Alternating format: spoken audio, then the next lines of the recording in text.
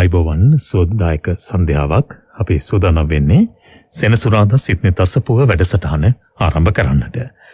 දැන් අපි පොසොන් පොහොයට බොහොම සමීපයට ඇවිත් තිබෙන්නේ. අපි අද වැඩසටහන ආරම්භයේදීම සිහිපත් කරනවා එළඹෙන පුරපසළොස්වක පොහොය දවසේ ලක් ධරණී තලයට නැත්නම් ලංකාවට බුදුදහම ලැබුණු පොහොය මිහිඳු මහරහතන් වහන්සේගේ ලංකා ගමනේ සිදුවීම මේ පොය දවස් ඉතාමත්ම වැදගත් වූ අවස්ථාවක්. අපි බෞද්ධයෝ බවට වැඩි වශයෙන් පත් වෙන්නට හේතු සාධක වුණු කාරණාව. ඉතින් මේ නිසා අපි මෙවර ශ්වේත පූජා සජීවී වැඩසටහන ඓතිහාසික අනුරාධපුර රජරට තූපාරාම පුණ්‍ය භූමියේ සිදු කරන්නට බලාපොරොත්තු වෙනවා. එදා මිහිඳු මහරහතන් වහන්සේ ලංකාවට වැඩියට පසුව මිහිඳු මහරහතන් වහන්සේට මුලින්ම මුණ ගැසුණු දේවානම්පියතිස්ස මහරජතුමා ගේ පළමු ඉදිකිරීම නැත්නම් බුදුරජාණන් වහන්සේ වෙනුවෙන් කරපු මහා ගෞරවය තමයි තූපාරාමය. ඉතින් මේ තූපාරාම පුණ්‍ය භූමියේ ඉඳලා අපි ශ්වේත පූජා සජීවී වැඩසටහන ඔබට ජීවිතයට ලං කරන්නට බලාපොරොත්තු වෙනවා. හැබැයි ජන සහභාගීත්වයකින් තොරව. කොවිඩ් තත්ත්වය නිසා පවතින සංචරණ සීමාත් හේතු කොටගෙන සහ කොවිඩ් වසංගතයේ ව්‍යාප්තිය පාලනය කිරීමේ චේතනාවත් ඇති කරගෙන තමයි අපි මෙවර තූපාරාම පුණ්‍ය භූමියේ සිට සජීවීව නිවසේ ඉඳලා FM 95.94.8 නෙත් අහන අය සියලු දෙනාම පෙරවස් සමාදන් කරවලා දවස පුරා සීල සමාදන් වැඩසටහනක් ලෙසින් ශ්වේත පූජා සජීවී වැඩසටහන ඔබට ලං කරන්න බලාපොරොත්තු වෙන්නේ. අපි ආරාධනා කරනවා ඔබට ආරම්භයේදීම පොහොය දවස උදෑසනම සීල් සමාදන් වෙන්න නිවසේ ඉඳලා සීල් සමාදන් වෙන්න අපත් සමග එකතු වෙන්නට කියලා. උදෑසන අපේ පූජනීය නෙල්ලිගල ස්වාමීන් වහන්සේගේ ධර්මානුශාසනාව පැවැත්වෙනවා. ඊට පසුව දහවල් කොත්මලේ කුමාර කාශ්‍යප ස්වාමීන් වහන්සේගේ ධර්ම දේශනාව. ඊට පස්සේ හවස 4ට තවත් හෙලසින්ම වටිනා වූ දේශනාවක් ඔබට ශ්‍රවණය කරන්නට පුළුවන්. රාත්‍රී 7ට පූජනීය වල්පොළ ගෞතම ස්වාමීන් වහන්සේ විසින් සිදු කරන ධර්මානුශාසනාව තූපාරාම පුණ්‍ය භූමියේ සිටයි සිදු කරන්නට බලාපොරොත්තු වෙන්නේ. ඒ නිසා මේ සියලු දේශනාවන් ශ්‍රවණය කරන්නට නෙත් සමග එකතු වෙන්නට ඔබට ආරාධනා කරමින් සෙනසුරාදා සිඩ්නි තසපුවේ අද වැඩසටහන ආරම්භ කරන්නට අපි බලාපොරොත්තු වෙනවා. අදත් සෙනසුරාදා සිඩ්නි තසපුව වෙනුවෙන් ගෞරව නමස්කාර පූර්වකව හැරයුම් කළේ උඩුගම්පල හෙන්ඩි මහර ගම්පහ බවුන් පැලැස්ස නිර්මාතෘන් වහන්සේ පූජනීය වල්පොළ ගෞතම ස්වාමීන් වහන්සේට උන්වහන්සේ බොහොම ගෞරවයෙන් නමස්කාර පූර්වකව පිළිගෙන ඇරයුම් කරනවා සෙනසුරාදා සිඩ්නි තසපුවේ ධර්මානුශාසනාව පැවැත්වීම සඳහා. අවසරයි ස්වාමීන් වහන්සේ. සාදු සාදු සාදු. සමන්ත චක්කවාලේසු අත්‍ර ගච්ඡන්තු දේවතා සද්ධම්මං මුනි රාජස්ස සුනන්තු සග්ග මොක්ඛදං ධම්මස්සවන කාලෝ අයං බදන්තා ධම්මස්සවන කාලෝ අයං බදන්තා ධම්මස්සවන කාලෝ අයං බදන්තා. නමෝ තස්ස භගවතෝ අරහතෝ සම්මා සම්බුද්දස්ස නමෝ තස්ස භගවතෝ අරහතෝ සම්මා සම්බුද්දස්ස නමෝ තස්ස භගවතෝ අරහතෝ සම්මා සම්බුද්දස්ස. සාදු සාදු සාදු. ගරුතර මහා සංඝරත්නයන් අවසරයි. ශ්‍රද්ධාවන්ත පින්වත්නි, අද දෙනියාය ලුම්බිනි තේ කර්මාන්ත ශාලාවේ කළමනාකාර අධ්‍යක්ෂකතුමා බිරිඳ දියණිය ඇතුළු ඒ පින්වතුන් විසින් සුපුරුදු පරිදි තාම ගෞරවයෙන් දායකත්වයට එකතු වෙනවා. මේ මොහොතේ එතුමන්ලාගෙත් ඔබ හැමදෙනාගෙමත් සියලුම සත් ප්‍රාර්ථනා සඵල වෙන්නට කියලා අපි මෙත් සිතින් ආශිර්වාද කරමින් සෙනසුරාදා සිත්නෙත් අසපුවේ පළමු පැයට නියමිත උතුම් ධර්මානුශාසනාව සඳහා මේ වෙලාවේ පින්වත්නි ඔගොල්ලෝ කවුරුත් සූදානම් වෙන්නේ ඊටාම ගෞරවයෙන් ධර්ම ශ්‍රවණය කරන්න. අපේ අද දවසේ ඔබට කියලා දෙන්න කල්පනා කරා මේ හිත හරි පුදුමයි. මේ හිතේ ස්වභාවය හඳුනා ගන්න පින්වත්නි හරිම අමාරුයි. සිතක් ලෝභයට යට වුණාට පස්සේ හිත කොච්චර අසරණ වෙනවද කියලා අපි සාකච්ඡා කරන්න බලාපොරොත්තු වෙනවා අද මේ ධර්මානුශාසනාවේදී. සාමාන්‍යයෙන් අපේ හිත දමනය කරන්න බුදුරජාණන් වහන්සේගේ උතුම් මාර්ගය ශ්‍රාවකයා වැඩි යුත්තේ සචිත්ත පරියෝදපණං සිත දමනය කිරීම තමයි ඒතං බුද්ධානු ශාසනං මේ බුද්ධ අනුශාසනය වෙන්නේ. එතකොට බුදුරජාණන් වහන්සේගේ ශාසනය තුල සිත දමනය කිරීමමයි පින්වත්නි කළ යුත්තේ ශ්‍රාවකයා විසින්. මොනවද සිතේ දමනය කරන්න තියෙන්නේ? ලෝභය දමනය කරන්න ඕනේ. මෝහය දමනය කරන්න ඕනේ.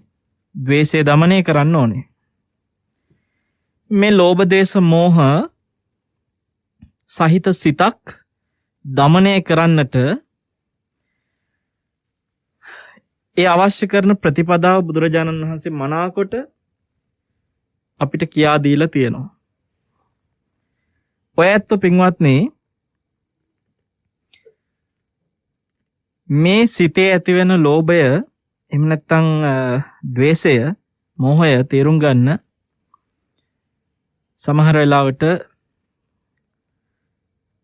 උත්සාහ කරන්නේ දවසේ ඊටාම සල්ප වෙලාවක් වෙන්න පුළුවන්.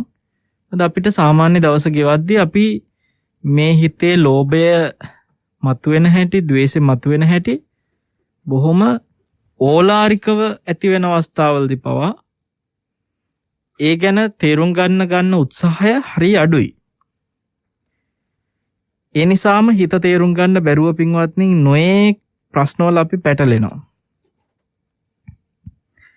සමහරව එහෙම ප්‍රශ්නවල පැටලිලා සමහරලාට සීදෙවි නසා ගන්න පවා උත්සාහ කරන අවස්ථා තියෙනවා. ගොඩක් වෙලාවට සීදෙවි නසා ගන්න උත්සාහ කරන කෙනෙක් එයාගේ ප්‍රශ්න වලට උත්තර නැහැ කියලා එයාට හිතෙනවා. එයාට තියෙන එකම උත්තරේ මේ වෙලාවේ ජීවිතේ නැති කරගන්න එකයි කියලා හිතනවා. එක්තරා දරුවෙක් අපිට ওই විදියට මානසිකත්වකින් පීඩනයකින් ඉන්න වෙලාවක කතා කරලා කියනකොට සන්නස මගේ ප්‍රශ්නෙට කිසිම උත්තරයක් නැහැ. ඒ පුතා මට කිව්වේ එහෙමයි. එයාගේ ප්‍රශ්නෙට කිසිම උත්තරයක් නැහැ කිව්වා. එයා අතින්ම වෙච්ච වැරදි වලට එයා වන්දි කියනවායි කිව්වා.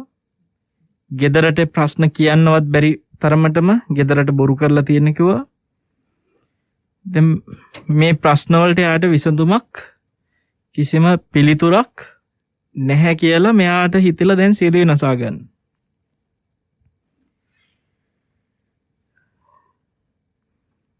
මම ඔබට මීට පෙර සිත්නේ තසපුවේදී කියා දුන්න පින්වත්නි ප්‍රශ්න වලට උත්තර හොයන එක නෙමෙයි ධර්මයේ තුල තියෙන්නේ. ප්‍රශ්නයෙන්ම නිදහස් වෙන තැනයි දහම තුල පෙන්ලා දීලා තියෙන්නේ. ප්‍රශ්නෙට හේතුව පෙන්වලා දුන්නා. හේතුව නැති කරලා ප්‍රශ්න නැති කරගත්තට පස්සේ ආයෙත් උත්තර ඕනෙත් නැහැ කියලා.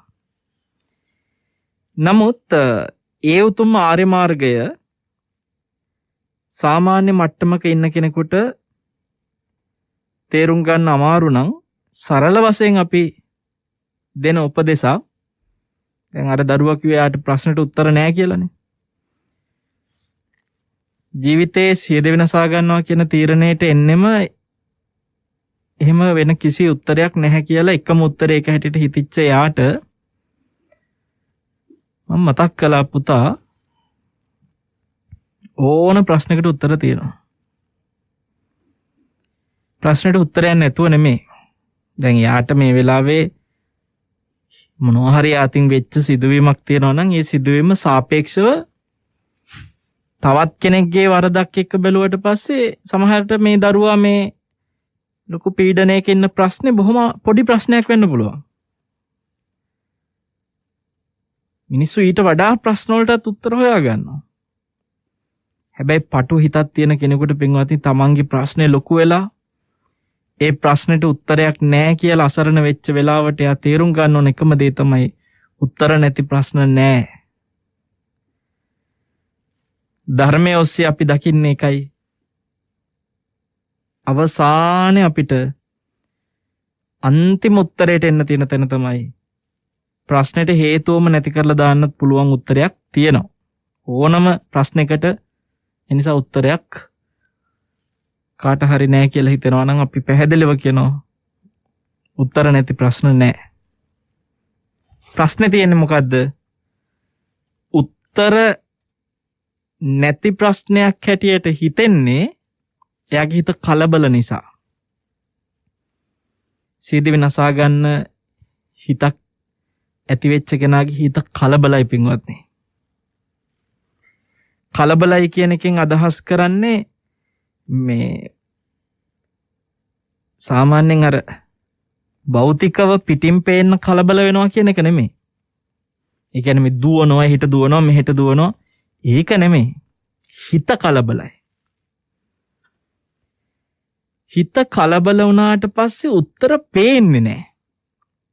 තමන්ගේ ප්‍රශ්නෙට අවශ්‍ය උත්තරේ හිත කලබල වෙච්ච කෙනාට පේන්නේ නැහැ. අන්න ඒකයි ප්‍රශ්නේ. උත්තරයක් පේන්නේ නැති හින්දා යාට හිතෙනවා ප්‍රශ්නෙට උත්තර නැහැ කියලා. මම ඔබට දෙන උත්තරේ තමයි එතෙන්ට ඔබ පින්වත්නි උත්තරයක් නැහැ කියලා කොයි වෙලේ හරි හිතුනොත් ඔබේ ප්‍රශ්නෙට ඔබ තේරුම් ගන්න මගේ ප්‍රශ්නෙට උත්තරයක් නැහැ කියලා මට එහෙනම් දැන් හිතුණා කියන්නේ මගේ හිත මේ වෙලාවේ කලබලයි. අන්න ඒක ඉස්සෙල්ලා තේරුම් ගන්න. ඕන මොහොතක තමන්ගේ හිතේ ප්‍රශ්නෙට උත්තරයක් නැහැ කියලා හිතන හැම වෙලාවම ඒ මොහොත හිත කලබලයි. දැන් මොකද්ද එහෙනම් මේ මොහොතේ අපි කරන්න ඕනේ? ඔබ ඔබේ ප්‍රශ්නය කියන්න කලබල නැති කෙනෙකුට. එතනදිත් කියනවා භෞතිකව නෙමෙයි. සමහර මිනිස්සු ඉන්නවා කලබල නැහැ. මත් කුඩු වගේ දේවල් වලට ඇබ්බැහි වෙච්ච මිනිස්සුත් ඉන්නවා කිසි කලබලයක් නැහැ. ඒ ඉන්නවා පැත්තකට වෙලා. කලබල නැති මිනිස්සෙකුට කියන්න කිව්වේ හිත කලබල නැති කෙනෙකුට. හිත සංසුන් කෙනෙකුට ඔබේ ප්‍රශ්නේ කියන්න. හිත සංසුන් කෙනෙක් ඔබට හොයන්න වෙන්නේ පින්වත්නි සතිය වඩන කෙනෙක් තුලයි. හිත සංසුන් කෙනෙක් එක්ක ඔබේ ප්‍රශ්නේ කතා කරනකොට ඔබට නොපෙනෙන ප්‍රශ්නෙට උත්තරේ අර හිත සංසුන් කෙනාට පේනවා. ඔබට උත්තරනේ ඕනේ. උත්තරේ අනිවාර්යෙන් හොයලා දෙයි හිත සංසුන් කෙනා. එහෙනම් මෙතන තියෙන ලොකුම ප්‍රශ්නේ තමයි ප්‍රශ්නයට උත්තර නැහැ කියලා හිතෙන්නෙම ඒ වෙලාවේ හිත කලබල වීම කියලා තේරුම් අරන් හිත සංසුන් කෙනෙක් එක්ක සාකච්ඡා කරන්න. බුදුරජාණන් වහන්සේගේ ජීවිතයේ තථාගතයන් වහන්සේ නමක් විසින් ශ්‍රාවකයා කෙරෙහි අනුකම්පාවෙන් කළ යුතු යම් කෘත්‍යයක් තියෙනවා නම් ඒ කෘත්‍යයට පින්වත්නි උන්වහන්සේ මුළු ජීවිතේම කැප කරා. ඒ ධර්මය අපිට කියා දුන්නේ උන්වහන්සේ මේ ලෝකේ බොහෝම සුළු පිරිසක් පමණක් පිළිගන්න ධර්මයක් කියලා පෙන්නලමයි. මේක හැමෝම පිළිගන්නේ නැහැ. තණ්හාවට කැමති අයට තණ්හාවෙන් මිදෙන මඟ කියනකොට ඒගොල්ලෝ කැමති නැහැ. කාමයට කැමති කෙනාට කාමයෙන් මිදෙන මඟ කියනකොට, නික්කම්මයට මඟ කියනකොට කාමයට හිත වසඟ වෙච්ච කෙනා ඒකට කැමති නැහැ. බය වෙනවා. ඒක පීඩනයක්. ඒ නිසා මේ ලෝකේ තාම ස්වල්ප දෙනයි කිව්වා මේ කාමයෙන් මිදෙන මඟ, තණ්හාවෙන් මිදෙන මඟට ප්‍රිය කරන්නේ. ඒ ස්වල්ප දෙනා මහ පුණ්‍යවන්තයෝ. මේ වෙලාවේ සිත්නෙත් අසපු අහන අය අතරෙත් ඒ පින් ඇති අය ඉන්න පුළුවන් කියන එක අපි අනිවාර්යයෙන් විශ්වාස කරනවා.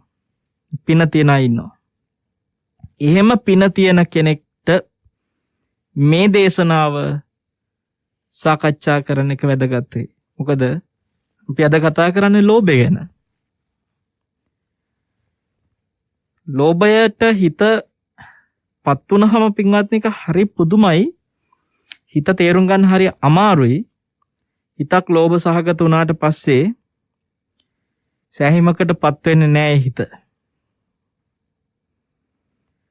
සමහර වෙලාවට අපිට බොහොම පුංචි දෙයකින් ගමන පටන් ගන්න ලෝභයට. හැබැයි කාලයක් ගියාට පස්සේ ඒක ටික අර හරියට මොන හරි දෙයක් දිරන්න ගත්තට පස්සේ චුට්ටක් දිරන්න ගත්ත එක ටිකින් ටික දිර වැඩි වෙනවා වගේ මේ ලෝභය කියන එකත් පින්වත්නි පුංචි දෙයකින් පටන් ගත්තට පස්සේ මේක මහ විශාල වේගින යනවා. සෑහීමකටපත් වෙන්න බෑ හිතට. කාමයෙන් සෑහීමටපත් වෙන්න බෑ.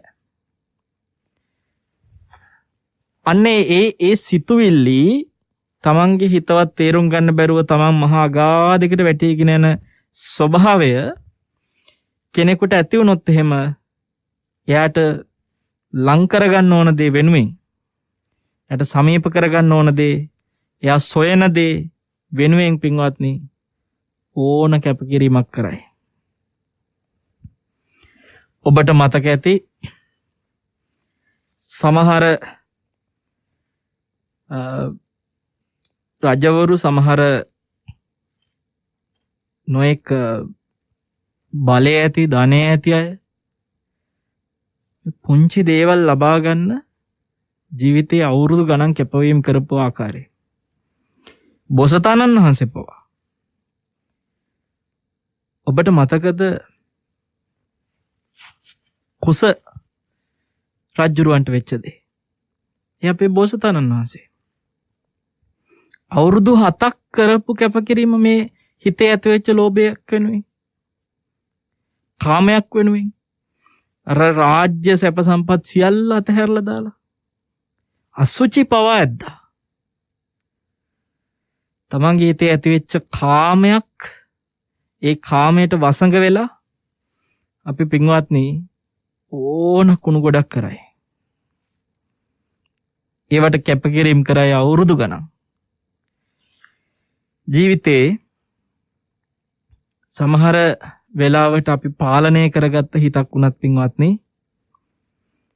අපිට නොතේරි බොහොම පුංචි දෙයකින් වැටෙන්න පටන් ගන්න පුළුවන් ලෝභය නිසා. සමහර ස්වාමීන් වහන්සේලා මට මේ කොරෝනා කාලේ වුණත් සමහරලාට ධර්ම දේශනා කරගෙන හිටිය දේශකයන් වහන්සේලාත් මේ පැවිදි ජීවිතයට සමුදුන්න අවස්ථාව මේ කොරෝනා කාලේ අපිට ආරංචි වුණා. ස්වාමීන් වහන්සේලා දෙනමක් අපිට ආරංචි වුණා. හරිම මේ ධර්මයේ කොච්චර දැනගෙන හිටියත් හිත වඩන්න නැත්නම්, හිත දකින්න නැත්නම්, හිත දිහා බලන්න නැත්නම් පින්වත්නි ටිකින් ටික පුංචි දේ වැඩි වේවි මෝරලා ගිහිල්ලා විනාශ වෙන විදිහ හිතා ගන්න බෑ. ඒක නිසායි අපි හැමතිස්සෙම කතා කරන්නේ මේ හිත තේරුම් ගන්න උත්සාහ කරන්න ඕනේ. පුළුවන් තරම් තමන්ගේ හිත දිහා බලන්න ඕනේ අපිට. මගේ හිතේ ඇති වෙන ස්වභාවය මොකද්ද? පුංචි දෙයකින් පටන් ගත්ත ලෝභයක් වැඩි වෙන විදිහට හොඳ උදාහරණයක් මම ඔබට කියන්නම්. මේක හරි පුදුම සිද්ධියක්. ඒ කියන්නේ සමහරලාවට සමහර මිනිස්සු ඉන්නවා හරි හොඳයි කාලෙකට. හිතා ගන්න බැරි හොඳ ගතිගුණ තියෙනවා. කාලයක් ගිහිල්ලා බලනකොට මේ මිනිස්සු හරියට පිරිහෙනවා. සමහර නරක මිනිස්සු කාලෙකදී අපිට දකින්න හම්බෙන හරි හොඳයි. හැබැයි එකක්වත් විශ්වාස කරන්න එපා. හොඳ මිනිසයා විශ්වාස කරත් අපි 100%ක් අපි දන්නේ කවදා හරි දවසක මේ මිනිසයා නරක වුණොත් එහෙම. මේ හිතනේ. ඒ හොඳ මිනිසයාගේ හොඳ කියන එකත් පින්වත්නි හේතු සහිතයි. හේතු නැති වුණොත් එහෙම ඒ හොඳ මිනිසයාත් නරක වෙනවා. මේ ලෝකේ සමහරුන්ව විශ්වාස කරනවා. කොච්චර විශ්වාස කළත් කවදාකවත් හිත කියන එක එහෙම විශ්වාස කරන්න බෑ. මොකද හිතක තියෙන සියලු ඒ ස්වභාවයන් හේතු සහිතයි. මොකද හිත කියන්නේ සංකත දෙයක්, සකස් වෙච්ච දෙයක්. ඒ හටගන්න හැම සිතුවිල්ලක්ම, හැම චෛතසිකයක්ම පින්වත්නි හේතු සහිතයි, සංකතයි. ඒතර මේ සංකත දේ විශ්වාස කරන්නේ කොහොමද? සංකත දේවල් අපි මහා ලොකුවට විශ්වාස කරගෙන ජීවිතේ ඒ තරම් දෙයක් නැහැ කියලා හිතන් ඉන්න තැන කවදා හරි දවසක වෙනස් වුණ ගමන් මහා පුදුම අසරණකමක්, මහා පුදුම කඩාවැටීමකට අපේ හිත වැටෙන්නේ. ඒ නිසා හොඳ මනුස්සයා විශ්වාස කරන්න එපා, නරක මනුස්සයා විශ්වාස කරන්න යන්නත් එපා. ධර්මයේම විශ්වාස කරන්න. සමහර වෙලාවට හොඳට හිටපු කෙනා නරක වෙලා මෙන්න ආයි කාලෙකදී හොඳ වෙනවා. දැන් අපි හොඳට ඉන්නකොට හිතා ගන්නවා අනේ මෙයා තරම් හොඳ කෙනෙක් නැහැ. අන්තිමට නරක වුණාට පස්සේ අපිට හිතෙනවා හයියෝ මන් රැවටිලා. මෙන්න මෙයාගේ ඇත්ත තත්ත්වය දැන් තමයි එළියට ආවේ. හැබැයි මෙන්න ආයි කාලෙකින් අපි දැන් හොඳ කෙනා නරක වුණා කියලා හිතන් ඉන්නවා. නමුත් බලනකොට අර නරක වෙච්ච කෙනා ආයිත් මෙන්න හොඳ වෙලා අපි දන්නෙත් නෑ සමහර විට. එයා ඉස්සර වගේ හොඳින් ඉන්නවා. කෙනෙකුගේ හිතක් ආර්ය මාර්ගය තුල බැස ගන්නකම් විශ්වාස කරන්න බෑ. ඒකනේ බුදුරජාණන් වහන්සේ විශාක ඇවිල්ලා මොනවා හරි දෙයක් කියනකොට තථාගතයන් වහන්සේට ස්වාමීනි මේ අසවල් තැන මෙහෙම වුණා කියලා මොනවා හරි ස්වාමින් වහන්සේලාගේ දොසක් දැක්කොත් ඒ වගේ දෙයක් ඇවිල්ලා කියන අවස්ථා තියෙනවා විශාකා. බුදුරජාණන් වහන්සේ ස්වාමීන් වහන්සේලාට කියනවා මහණෙනි මට අද විශාක මෙහෙම කිව්වා කියලා. උන්වහන්සේ කියනවා මේ විශාක කියන්නේ විශ්වාස කරන්න පුළුවන් වචන තියෙන කෙනෙක් කියලා. මොකද විශාක ආර්ය මාර්ගයට බැහැගත්ත කෙනෙක්. දැන් ඕක මල්ලිකා දේවිය ඇවිල්ලා කිව්වනම් ඒක ඒකාන්තකට විශ්වාස කරන්න පුළුවන්මයි කියන්න බෑ. එයාලා ආර්ය මාර්ගය තුල බැහැගත්ත චරිත නෙමෙයිනේ.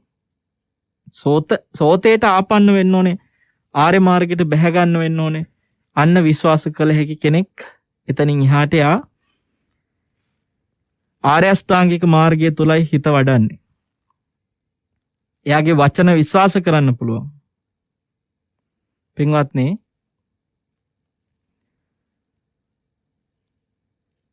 බ්‍රහ්මදත්ත රජුරෝ කියන වචනේ ඔයගලන්ට හරි හුරුයි. බ්‍රහ්මදත්ත කියන නම ඇහෙනකොටම ගම කියන්නේ කිව්වොත් එහෙම පළාත අපිට ටක් ගාලා මතක් වෙනවා බරණැස. බරණැස බ්‍රහ්මදත්ත රජුරෝ. ඔය බරණැස බ්‍රහ්මදත්ත කියන්නේ මහා දිග පරම්පරාවක් පින්වත්නි. ඒකම හරිම පුදුම පරම්පරාවක්. කියන්නේ ඔයත් විශ්වාස කරනවද ඔය ජාතක කොච්චරනම් බරණැස බ්‍රහ්මදත්ත රජුරු කෙනෙක් ගැන කතා කරනවද? විවිධ බුදුරුන්ගේ කාලවල බරණැස බ්‍රහ්මදත්ත රජුරු ඉන්නවා. එතකොට මේ බරණැස බ්‍රහ්මදත්ත රජුරු කියන චරිතය මේ ආසන්න වෙනකම්ම මෑත කාලේ වෙනකම්ම මේ රජ පරම්පරාව ආවා. අද වෙනකොට ඉන්නේ බරණැස බ්‍රහ්මදත්ත රජුරුවන්ගේ කියන වර්තමානයේ හිටපු බරණැස බ්‍රහ්මදත්ත රජුරුවන්ගේ දුවෙක් මගේ මතකයේ හැටියට දැන් ඉන්නේ. එයා ආබාධිතයි. යම්කිසි දුර්වලතා සහිත කෙනෙක්. නමුත් මේ මාලිගාව අදත් තියෙනවා. බරණැස බ්‍රහ්මදත්ත රජුරුවන්ගේ මාලිගාව බරණැසට ගියොත් එහෙම තාමත් බලා ගන්න පුළුවන් මහා දැවැන්ත මාලිගා සංකීර්ණයක් පින්වත්නි. මම ගිහින් තියෙන මේ මාලිගාව බලන්න. ඒ බලනකොට තමයි තේරෙන්නේ මේ බරණැස බ්‍රහ්මදත්ත රජ කියන පරම්පරාව එක එක බුද්ධ ශාසනවල කාල අතරේ ආපු මේ පරම්පරාව නොනැසී මේ සතවර්ෂ වෙනකම්ම පත්තලා තියෙන ජීවිතේ අපි හරි පුදුම ඇතැම් පරම්පරාවල් ගැන අහනකොට මන් දන්නේ බරණැස බ්‍රහ්මදත්ත රජුරුවන්ගේ පරම්පරාව තරම් එකක් තව නැතුව ඇති. චරටම එක්තරා කාලෙක ඔය කියන බරණැස බ්‍රහ්මදත්ත රජුරුවන්ට පුතාලා දෙන්නෙක් හිටියා. ඒ දෙන්නගේ වැඩිමල් පුතාට යුවරජකමයි දෙවෙනි පුතාට දීලා තිබ්බා සෙනවි තනතුර. බාලයට. රජ්ජුරුව කාලෙකට පස්සේ මැරුණා. දැන් ඇමතිවරු අර ලොකු පුතාට කතා කරලා කියනවා ඔබ තමයි දැන් අපේ යුව රජු. පියාණන් වහන්සේ රජු මහරජු මියගිය නිසා දැන් ඔබතුමා මේ රාජ්‍ය බාර ගන්න අභිෂේකයට පත් වෙන්න කියලා දැන් ඉල්ලනවා යුව රජුරවන්ට කතා කරා. මේ රාජ්‍ය පරිපාලනය බාර ගන්න කියලා. මෙයාට කිසිම ඕනකමක් තිබුණේ රජකම් කරන්න. මෙයා කිව්වා මට ඔයාට කිසිම එහෙම ආසාවක් නැහැ කිව්වා. වෙන යුව රජවරු රාජ්‍යත්වයේ හම්බෙනකම් බල බල ඉන්නවනේ පිටුමත. මෙයා කියන්නේ වෙනම කතාවක්. මට එහෙම කිසිම ආසාවක් නැහැ කිව්වා. ඊට පස්සේ එයා ප්‍රතික්ෂේප කරාම මොකද කළේ? දෙවැනි පුතාට සෙනවිට කතා කරලා කිව්වා ඔයා එහෙනම් මේ රාජ්‍ය බාර ගන්න කුමාරයන්නනේ අයියා මේක ප්‍රතික්ෂේප කරන නිසා කියලා එයා බාරගත්තා. ඊට පස්සේ තවදුරටත් යුව රජු තනතුරේ හරි ඔබතුමා ඉඳලා මල්ලිට අනුශාසනා කරන්න කියලා ඇමතිවරු වැඩිමල් පුතාට කියද්දි ඒකත් බෑ කිව්වා. මට මේ යුව රජු තනතුරත් ඕනේ නැහැ කිව්වා. මෙයාට මේ අමෝතු කලකිරීමක් තියෙනවා මේවා ගැන. යුව රජ තනතුරත් එපා කියලා කිව්වට පස්සේ කො එහෙනම් ඔබතුමා සැපසේ මේ රාජ්‍යයේ වාසය කරන්න. ඒකත් එපා කිව්වා. මෙයා ගියා ඈත ප්‍රාන්තයකට. ගියත් පින්වත්නි අර රාජකීය ඇඳුම් අනම්මනම් ආභරණ කිසි දෙයක් නැතුව සාමාන්‍ය මිනිසෙක් විදියට ගියා. මෙයාට හැමදේම එපා වෙලා.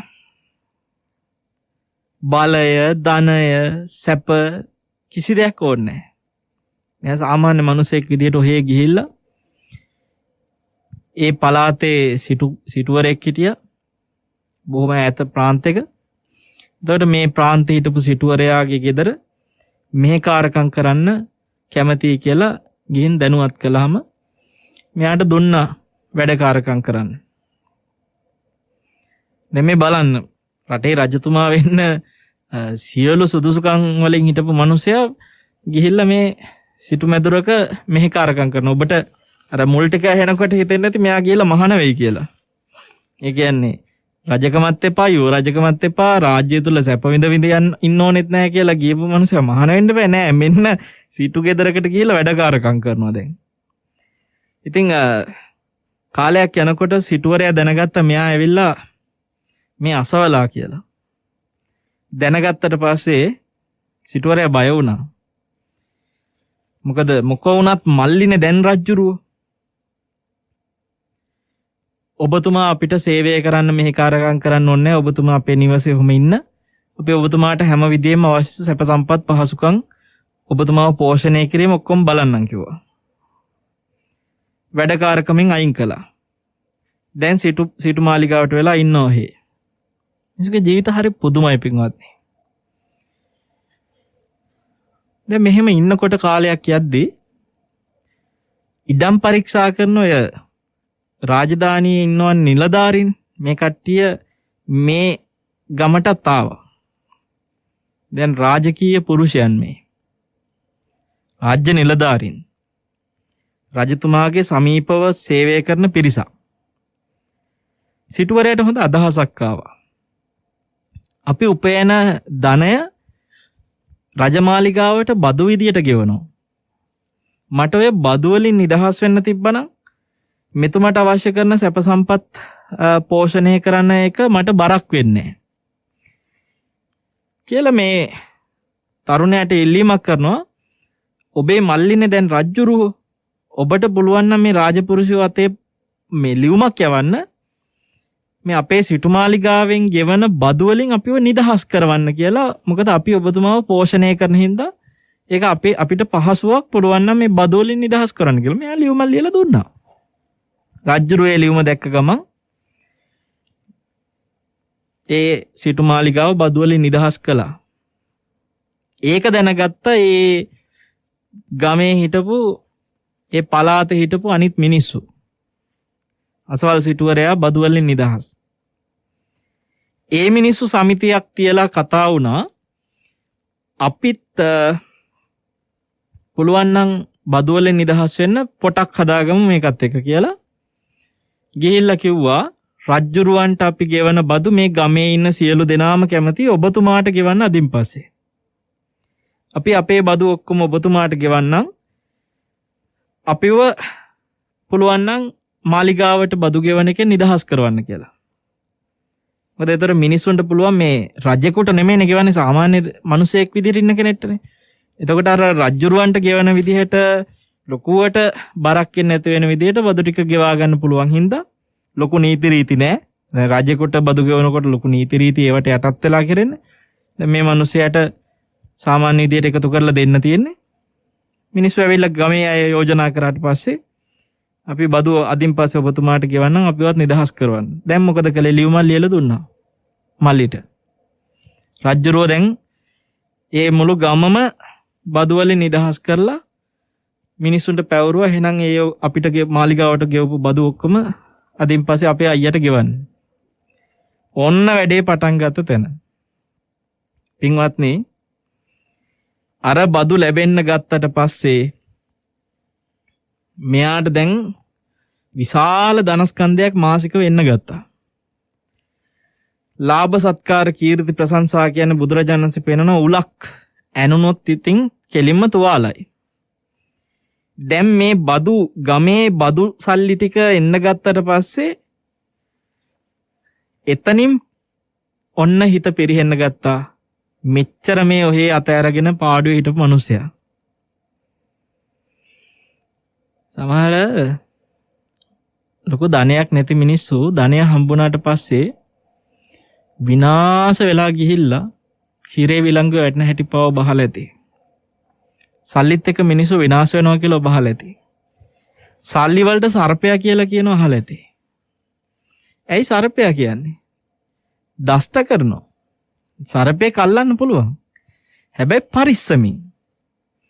සර්පයාව කිසිම පරිස්සමක් නැතුව ආවට ගියාට අත්පත ගන්න ගියොත් එහෙම කෙලින්ම ආයි කවදාකවත් සර්පයා අල්ලන්නත් බෑ. එයා ඉවරයි. අන්නේ නිසා තමයි සර්පයා කියලා උපමා කළේ බුදුරජාණන් වහන්සේ. මේ හරි අමාරුයි. ඔයගලන්ට තේරුණාට මේ ධනය පරිහරණය කරන මිනිස්සු සර්පෙක් පරිහරණය කරනවා වගේ. ඒක සාමාන්‍ය මිනිසුන්ට තේරෙන්නේ නැත්තේ කාමයෙන් ලෝභයෙන් හිත යට වෙන හැටි තේරෙන්නේ නැහනේ. මොකද මිනිස්සු ඉන්නේ මේක බැහැගෙනනේ. ගඳ ගහන තැනක කුණු ගොඩක බැහැගෙන ඉන්න මිනිසයාට ගඳ තේරෙන්නේ නැහැ. මොකද මේ මිනිසයා ගඳම තමයි හැමදාම විඳින්නේ. යාට ගඳ කියන එක සාමාන්‍යයි. ඒක සාමාන්‍ය දෙයක්. ඉතින් අපි සාමාන්‍ය පැවිදි ජීවිතයක වුණත් බුදුරජාණන් වහන්සේ මේ ලාභ සත්කාර කීර්ති ප්‍රශංසා වලට යට වුණොත් එහෙම තියෙන හැම ගුණයක්ම නැති වෙලා යනවායි කියලා උන්වහන්සේ පෙන්නනවා. එච්චරට මේක කටුකයි.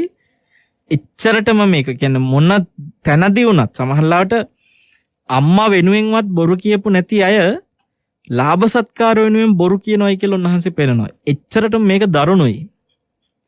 රාගය හොද්දට පාලනය කරන හිතක්. ඒ කියන්නේ ස්ත්‍රියක් කෙරෙහි යම් භික්ෂුවා රාගසිත පාලනය කරගත්ත හැටි උපමාවකින් කියනවා. එක්තරා රාත්‍රියක නවාතැන් පොලක, ඒ කාලේ ওই නවාතැන් පොළවල් ගොඩක් වෙලාවට වළං හදන මේ හෝල් තියෙනවනේ. පොඩි හෝල් එක වගේ මැටියෙන් හදලා පන් හේවිලි කරපු හෝල් තියෙනවා ශාලාවල්. මේවා තමයි ගොඩක් වෙලාවට ඔය දුර ගමන් යන අය මේ රැට නවතින්නේ කුඹල්හලේ. ඉතින් එහෙම තනි පංගලමේ තියෙන ශාලාවක එක්තරා ස්වාමීන් වහන්සේ නමක් රාත්‍රී නවාතැන් ගන්න නැවතලා ඉන්නකොට තරුණ ස්ත්‍රියක්, එයා නිකන් නෙමෙයි බුදුරජාණන් වහන්සේ පෙන්නන්නේ ජනපද කල්යාණියක්. කියන්නේ පලාතේ ඉන්න ලස්සනම තරුණියක්. මෙයත් එදා රාත්‍රියේ අර ශාලාවේ නවාතැන් ගන්නවා. රෑ නිදා ගන්න ලෑස්ති වෙනකොට ඒ තරුණිය දුහුල් සළු වලින් සුපුරුදු විදියට එයා සැරසෙනවා. අර ස්වාමීන් වහන්සේත් ඒ ශාලාවෙම ඉන්නේ, වෙන කවුරුවත් නැහැ ශාලාවේ ඉන්නේ, මේ භික්ෂුවයි අර කාන්තාවයි විතරයි. සිව්මැලි අතපය තියෙන බොහෝම සුන්දර තරුණියක් කියනවා. රාත්‍රියක් ගෙවන්නට, මේක උපමාවක්, රාත්‍රියක් ගෙවන්නට ඒ විදිහට අවස්ථාවක් හැදෙන ඒ භික්ෂුව බුදුරජාණන් වහන්සේ පෙන්නනවා රාග සිතට යට නොවි හිත මනාකොට රැකගෙන ඒ වෙලාවේ පරිස්සම් වෙන ඒ භික්ෂුව, මහණෙනි මම බුදුනෙතින් දකිනවා පස්සේ කාලෙක ලාභ සත්කාර කීර්ති ප්‍රශංසාවලදී අහු වෙනවා. එච්චරට මේක දරුණුයි කියනවා. ඉතින් දැන් මෙයාටත් අර බදු මුදල් ටික එන්න ගත්තට පස්සේ සල්ලි ටිකක් යහමින් මේ අතේ ගැවසෙන්න ගත්තම මෙයාට එක එක අවශ්‍යතා වැඩි වුණා. ඊට පස්සේ මෙයාට දැන් මදි, අර හම්බෙන බදු සල්ලි ටික මදි වුණා. පස්සේ මෙයාට ඕනුණා මුළු ජනපදේම බදු ටික එකතු කරගන්න.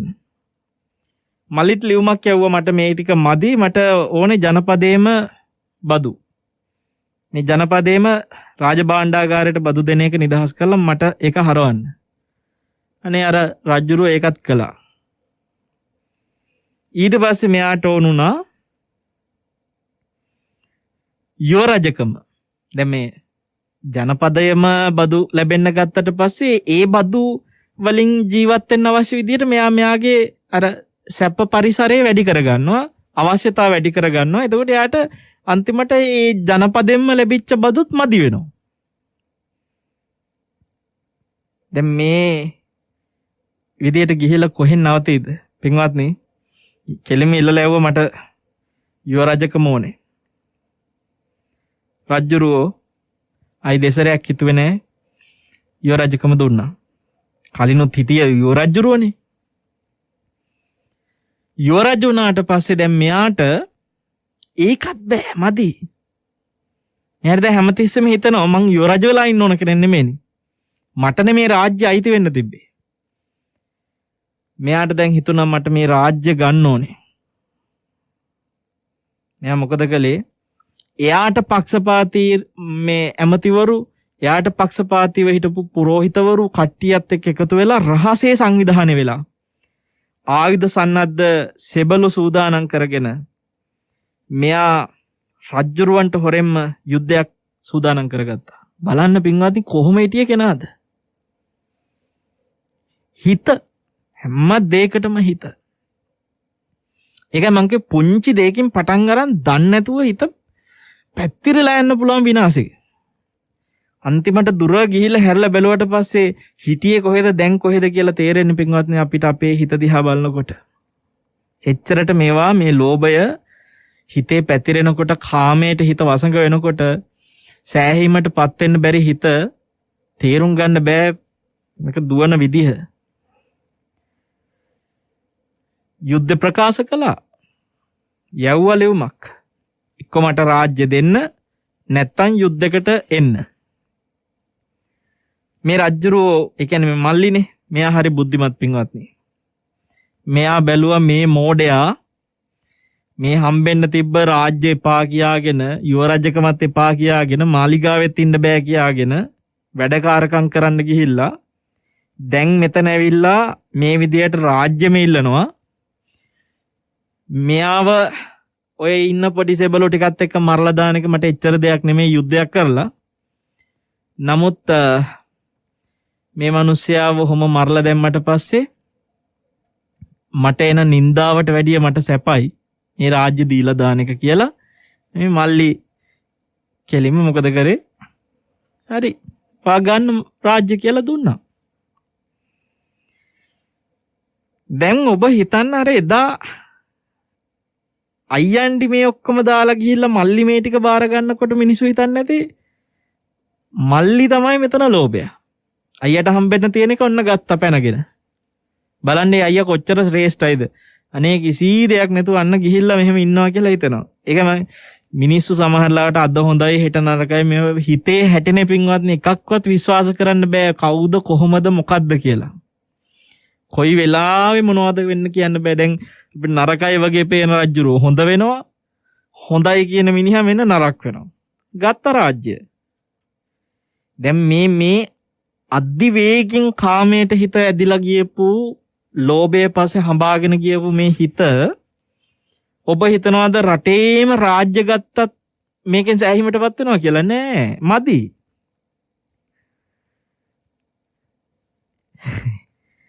අපේ රටේ නම් දැන් ඔය කියන්නේ රට මදි වුණාම තව රට ගොඩ කරලා වට කරලා තව ටිකක් වැඩි කරගෙන පුළුවන් පොඩ්ඩක් තව මේක ලොකු කරගන්න පුළුවන්කම තිබ්බනම් මේ මුහුදවල් ඉතුරු වෙන එකක් නෑ පින්වත්නි.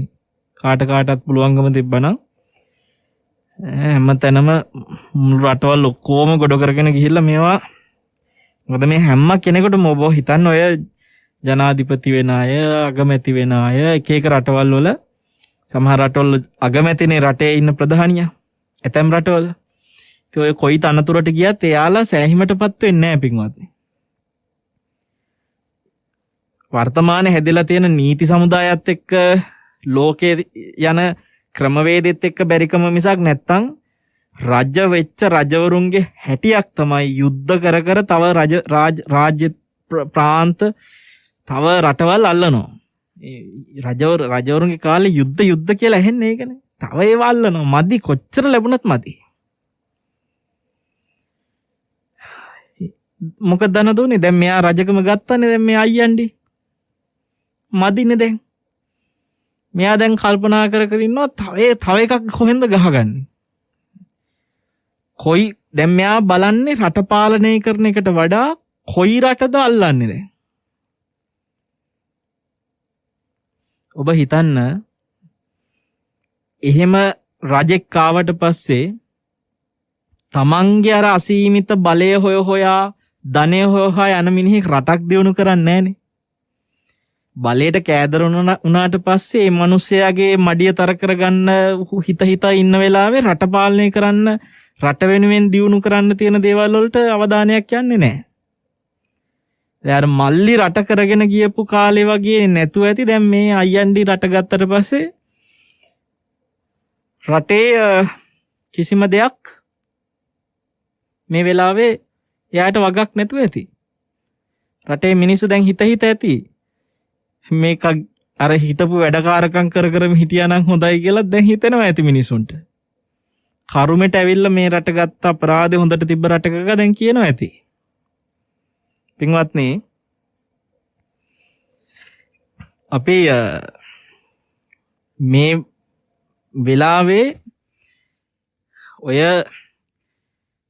රජ්ජුරුවන්ගේ තියෙන ලෝභ හිතට දෙන්න ඕන හොඳ දඬුවමක් කියලා හිතලා සක්‍ර දෙවේන්ද්‍රයා වෙස්වලාගෙන තරුණයෙක්ගේ වේශයෙන් එනවා. ඇවිල්ලා මාලිගාවට කියනවා මේ රජතුමාට ලොකු උපකාරයක් වෙන පණිවිඩයක් දෙන්න තියෙනවා, මට රජතුමා මුණ ගැසන්න. රාජපුරුෂය කියලා පණිවිඩය කිව්වා. එන්න කියන්න කිව්වා රජතුමනි, දැන් මේ සක්‍ර දෙවියව ඉන්නේ කෙලින්ම තරුණයෙක්ගේ වේශයක් මවන් ඉන්නේ. කිව්වා රජතුමනි, මට තියෙනවා සුවිශේෂ දෙයක් කතා කරන්න ඔබතුමත් එක්ක. ඔබතුමාට මේ රටට එහා ගිය තවත් රටවල් වල යම් බලයක් ලබා ගැනීමේ උපකාරයක් කරන්න මට ශක්තියක් තියෙනවා, තොරතුරක් පණිවිඩයක් දෙන්න තියෙනවා. හැබැයි මට මේක කතා කරන්න ඕන ඔබතුමත් එක්ක තනියෙන් කිව්වා. හරි කිව්වා. ඉඩ හදාගත්තා. පින්වත්නි, සක්‍ර දෙවියන් රජුරවන්ට කියනවා ඇත්ත වගේ ඔක්කොම කිව්වා. ප්‍රාන්ත 3ක් තියෙන, තව රටවල් 3ක් තියෙනවා මෙහෙම. මේ තැන්වල මේ ටිකේ බලය ලබා ගන්න මෙන්න මෙහෙම සැලැස්මක් මා ළඟ තියෙනවා. මම ඔබතුමාට අවශ්‍ය ඔක්කොම උදව් කරන්නම්. අපි ඒක ගමු කිව්වා. දැන් ඔළුවට මේ ටික දාපු ගමන් දැන් රටවල් තව 3ක් හම්බෙනවා කියන එක විතරයි රජුරුවන්ගේ ඔළුවේ වැඩ කරන්නේ. රජුරුවන්ට අඩුතරමේ ඔයා කවුද? ඔයා කොහේ ඉඳලා දාවේ? ඔයාට කොහොමද මේ උදව් කරන්න තියෙන බලය මොකද්ද? මේ ලෝකේ දෙයක් අහන්න හිතක් ආවේ නැහැ. ඒ අර රටවල් 3ක් තියෙනවා කිව්වට පස්සේ ඔන්න ඉතින් පිස්සා වගේ දැන් අරකෙ තමයි ඔළුව වැඩ කරන්නේ. දැන් එයා සැලසුම් කරන්නේ මට එහෙනම් මෙච්චරක් තව බදු හම්බෙයි. මට මේ විදිහේ සැප සම්පත් තව හදාගන්න පුළුවන් වෙයි. මට මෙච්චරක් මාලිගා හම්බෙයි. දැන් ඕවා තමයි ඔළුවේ වැඩ කරන්නේ. අර තරුණයා හොඳට ලැබිච්ච සංග්‍රහ එක්ක සතුටු වෙලා මෙයා ආපහු රජ්ජුරුවන්ගෙන් ඈත්ලා ගියා. එයා දන්නවනේ ඉතින් මෙයා දෙව්ලොවට ගියා. මේ විශ්වලාගත්ත සක්‍ර දෙයියෝනේ. රජ්ජුරුවෝ ගිහිල්ලා ඇමති මණ්ඩලයට කිව්වා මෙහෙම සිද්ධියක් මට ඒ තරුණයා කිව්වා කියලා. ඔබතුමා ඒ තරුණයා ගැන විස්තර ඇහුවේ නැද්ද කොහොම? මට ඒක බැරි වුණා කිව්වා. වහාම හොයන්න කිව්වා. මුළු රට පීරලා හැව්වා. කොහේවත් හොයාගන්න බැරුණා එහෙම තරුණෙක්. අන්තිමට පින්වත්නි ලේ අතිසාරේ හැදෙනවා හිතලා කල්පනා කරලා. ඒ කියන්නේ මෙයාට හිතුණා අර තරුණයාට පොඩ්ඩක් සතුටුදායක විදියට හරියට මුකුත් සංග්‍රහයක් කරන්න ලොකුවට බැරි වුණා. සමහරට ඒක හින්දා කලකිරුණාද දන්නේ නැහැ. දැන් ඊ පැති වලින් හිතනවා දැන්. රජ්ජුරුවන්ට ලොකු දුකක් දැන්. අනේ තරුණයාව කොහෙන්ද හොයන්නේ? දැන් ඒත් මේ බොරුවක් කළාද කවුද කියලාවත් නෙමෙයි හිතන්නේ. තරුණයාව හොයාගන්නේ කොහෙන්ද? ඒ රටවල් තුන කොහොමද හොයාගන්නේ? කොහෙන්ද අල්ලගන්නේ? දැන් ඕකමයි ප්‍රශ්නේ. හිත අන්තිමට ලෙඩ වුණා. ලෙඩ ඇද්දටම වැටුණා. මිනිස්සෙක්ගේ හිතක් ලෝභයෙන් පුපුරන්න පිරුණට පස්සේ පින්වත්නි ඒ ලෝභයත් එක්ක ආයිත් නෑ සම්පූර්ණ පිස්සෙක් වෙනවා. කායිකවත් ඒ මිනිස්සයත් විනාශ වෙනවා. දැන් ලෙඩ වෙලා ඉන්නවා. අන්තිමට අපේ බෝසතාණන් වහන්සේට ආරංචි වුණා මේ සිද්ධිය. එතුමා මේ ඒ වෙනකොට හොඳ තරුණ වෙදෙක් කිව්වා මට සනීප කරන්න පුළුවන් රජ්ජුරුවන්. එක වැඩිහිටියේ වෙද්දු ඇවිල්ලා සනීප කරන්න බලලා තිනවා කාටවත් සනීප කරන්න බැරි වුණා. ඉතින් පින්වත්නි බෝසතාණන් වහන්සේ රජ්ජුරුවන්ට ඇවිල්ලා කිව්වා මට ධනය එපා. ඔබතුමාගෙන් කිසිම මුකුත් මට ඕනේ නැහැ. මම ඔබතුමාව සනීප කරන්න. මොකද්ද කියලා ඇහුවා. ඔය ලෙඩේ හැදෙන්න හේතුව නිදානි කියන්නේ කිව්වා. රජ්ජුරුවන්ට දැන් මේක කියන්න ලැජ්ජයි. රජ්ජුරුවෝ මට ඒව වැඩන්නේ ඔයා බෙහෙත් කරන්නකෝ කිව්වා. එහෙම බෑ. ලෙඩක් හැදෙන්න හේතු වෙච්ච නිදානි කියන්න ඕනේ වෛද්‍යවරයෙකුට බෙහෙත් කරන්න කිව්වා. රජ්ජුරුවෝ ලැජ්ජාවෙන් විස්තරේ කිව්වා මට මෙහෙම හේතුවක් හින්දා තමයි මම ලෙඩ වෙන්න ගත්තේ කියලා. ඒ වෙලාවේ පින්වත්නි මේ තරුණයා අපේ බෝසතාණන් වහන්සේ ලස්සන ගාථා ටිකක් කියනවා මේ රජ්ජුරුවන්ට. කාමං කාමය මානස්ස තස්ස චේතං සමිජ්ජති අද්ධා පීති මනෝ හෝති ලද්ධා මච්චෝ යදිච්චති. අපි මේ ගාථා ටික ඔක්කොම ඉස්සෙල්ලා සාකච්ඡා කරගෙන යමු කෙටියෙන්. ධන දාන්‍ය ආදී ලෝභනීය වස්තුන් කැමති වෙච්ච පුද්ගලයාට පින්වත්නි ඒ කැමති වෙච්ච දේ ලබා ගන්න පුළුවන් වුණොත් Tamanට සතුටු විදියට ඒ කැමති වෙච්ච දේ ලබා ගන්න පුළුවන් වුණොත් ඒ මනුස්සයා සතුටු වෙනවා. ලද්දා මච්චෝ යදිච්චති. එයා ඒකාන්තයෙන් සතුටු වෙනවා Taman කැමති දේ එහෙම ලැබුණොත්. ඕන කෙනෙක් Tamanට කැමති දේ ලැබෙනවා නම් සතුටු වෙනවනේ. කාමං කාමයේ මානස තස චේතං සමිජ්ජති තතෝ නං අපරං කාමේ ගම්මේ තංහංච වින්දති. ධන දාන්නේ මේ ලෝභනීය වස්තු කැමති විදියට එහෙම ලබන්න ඕනකම තිබ්බට එහෙම ලැබුණාට පස්සේ ග්‍රීස්ම කාලේ කියන්නේ හොඳට පායන කාලේ පිපාසෙන් හිටපු කෙනෙක්ට අර දැන් ඔබ දන්න සාමාන්‍යයෙන් එහෙම පායන කාලෙට එන පිපාසෙ වැඩි.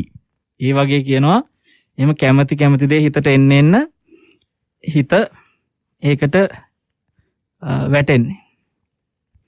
ගවං සිංගිනෝ සිංගි වඩ්ඩමානස්ස වඩ්ඩති ඒවං මන්දස්ස පෝසස්ස බාලස්ස අවිජ්ජනතෝ බිහියෝ තණ්හා පිපාසාච වඩ්ඩමානස්ස වඩ්ඩති. හරියට නිකන් හරකෙක් වැඩෙන්න අන් දෙක වැඩෙනවා වගේ මොලේ නැති මිනිස්සයාට කාම තණ්හාව පිපාසයෙන් එන්න වැඩෙනවා කිව්වා. හරියට අර අන් දෙක එන්න වැඩෙන වයසින් වැඩෙන්න අන් එනවා වගේ. පතව්‍යා සාලි යාවකං ගවාස්ස දාස පෝරිසං දත්වාපි නාලමේකස්ස ඉති විද්වා සමංචරේ. හරිම ලස්සන තැනක් මේ කියන්නේ. රාජ්‍ය 3ක් ලැබිලා කියනවා මේ හැල් නොඑක ගවයන් මේ බොහෝ දේ මේවට වසඟ වෙලා ඒව ලබාගෙන කටයුතු කරන රජුරුවන්ගෙන් අහනවා මේ ගාථා ටිකේදී ඉදිරියේදී අපූර්වට රජතුමනි ඔබට රාජ්‍ය 4ක් ලැබුණට ඔබතුමා එක සැරේට ඇඳන් 4ක නිදා ගන්නවද? ඔබතුමා රාජ්‍ය 4 දැන් තියෙන එකයි තව 3ක්නේ. රාජ්‍ය 4ක් ගත්තට පස්සේ ඔබතුමා එකවර ඇඳුම් 4 අඳිනවද? ඒ කියන්නේ දැන් සාමාන්‍ය මිනිස්සු කලිසමක් අඳිනකොට කලිසම් 4ක් අඳින්නේ නැහනේ.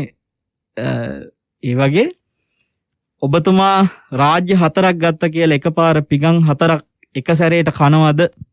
මේ විදිහට අහලා කාමයෙන් හිත පීඩණයට පත් වෙලා තියෙන විදිහ හරිය අපූර්වට ඒ වෙලාවේ කියා දීලා හිතේ සැනසෙල්ල මේ කාමයෙන් හිත ඈත් කරගත්ත තැන ලැබෙන හැටි කියා දීලා පින්වත්නි ඒ වෙලාවේ එතුමාට අර රජුරන්ට ඉහළගෙන හිටපු සුදු පාට කුඩේ දැකලා ඒ කුඩේ පාටත් එක්ක කසින වඩලා එතුමා ධ්‍යානයකට එනවා අපේ බෝසතාණන් වහන්සේ. රජ්ජුරුවෝ දැන් සනීප වෙලා කියනවා කිසිම වේදෙකුට කරන්න බැරි වෙච්ච දේ ඔබ කළා. ඔබ කියා දුන්න ගාථා ටික මට එක ගාථාවක් කහවණු 1000 ගානේ වටිනවා. මේ ලෝභේ පිරිච්ච මිනිහට අර ගාථාවත් මිල කරනවා. මං ඔබතුමාට මේ හැම ගාථාවකටම කහවණු 10000 ගෙවන්නම් කිව්වා. මට ඔබේ කහවණුවකින් ඇති වැඩක් නැහැ කියලා අපේ බෝසතාණන් වහන්සේ දා හිමාලයට වඩිනවා. රජුරුවන්ගේ සිද්ධිය ඇතුලේ අපිට තේරෙනවා මේ වගේ සත්පුරුෂය ඇවිල්ලා උදව් කළා මිසක් අපින්වත් නැත්තම් මිනිහා අර ලෙඩෙම්ම මැරිලා යනවා. ජීවිතේ පුංචි දෙයකින් ඔය වගේ අපේ හිතේ ලාභ සත්කාර කීර්ති ප්‍රශංසා සල්ලි නොඑක් දේත් එක්ක හිත පටන් ගන්න තැන අපිට නොතේරි මහා දුරකට විනාශ වෙලා යන්න පුළුවන්. අපි ඇසුරු කරන අය වගේ විනාශ වෙන්න පුළුවන්. ඒකින්ද කිසිම කෙනෙක් විශ්වාස කරන්න එපා මේ හිතේ හැටි. ලෝභයට පත් වුණාට පස්සේ ද්වේෂයට පත් වුණාට පස්සේ මනුස්සයා කොහෙන් ගියලා නවතිනවද කියන එක විශ්වාස කරන්න බෑ. ඔබ විශ්වාස කරන්නත් එපා. හිත විශ්වාස කරන්න එපා. ධර්මයේම විශ්වාස කරගෙන කටයුතු කරන්න.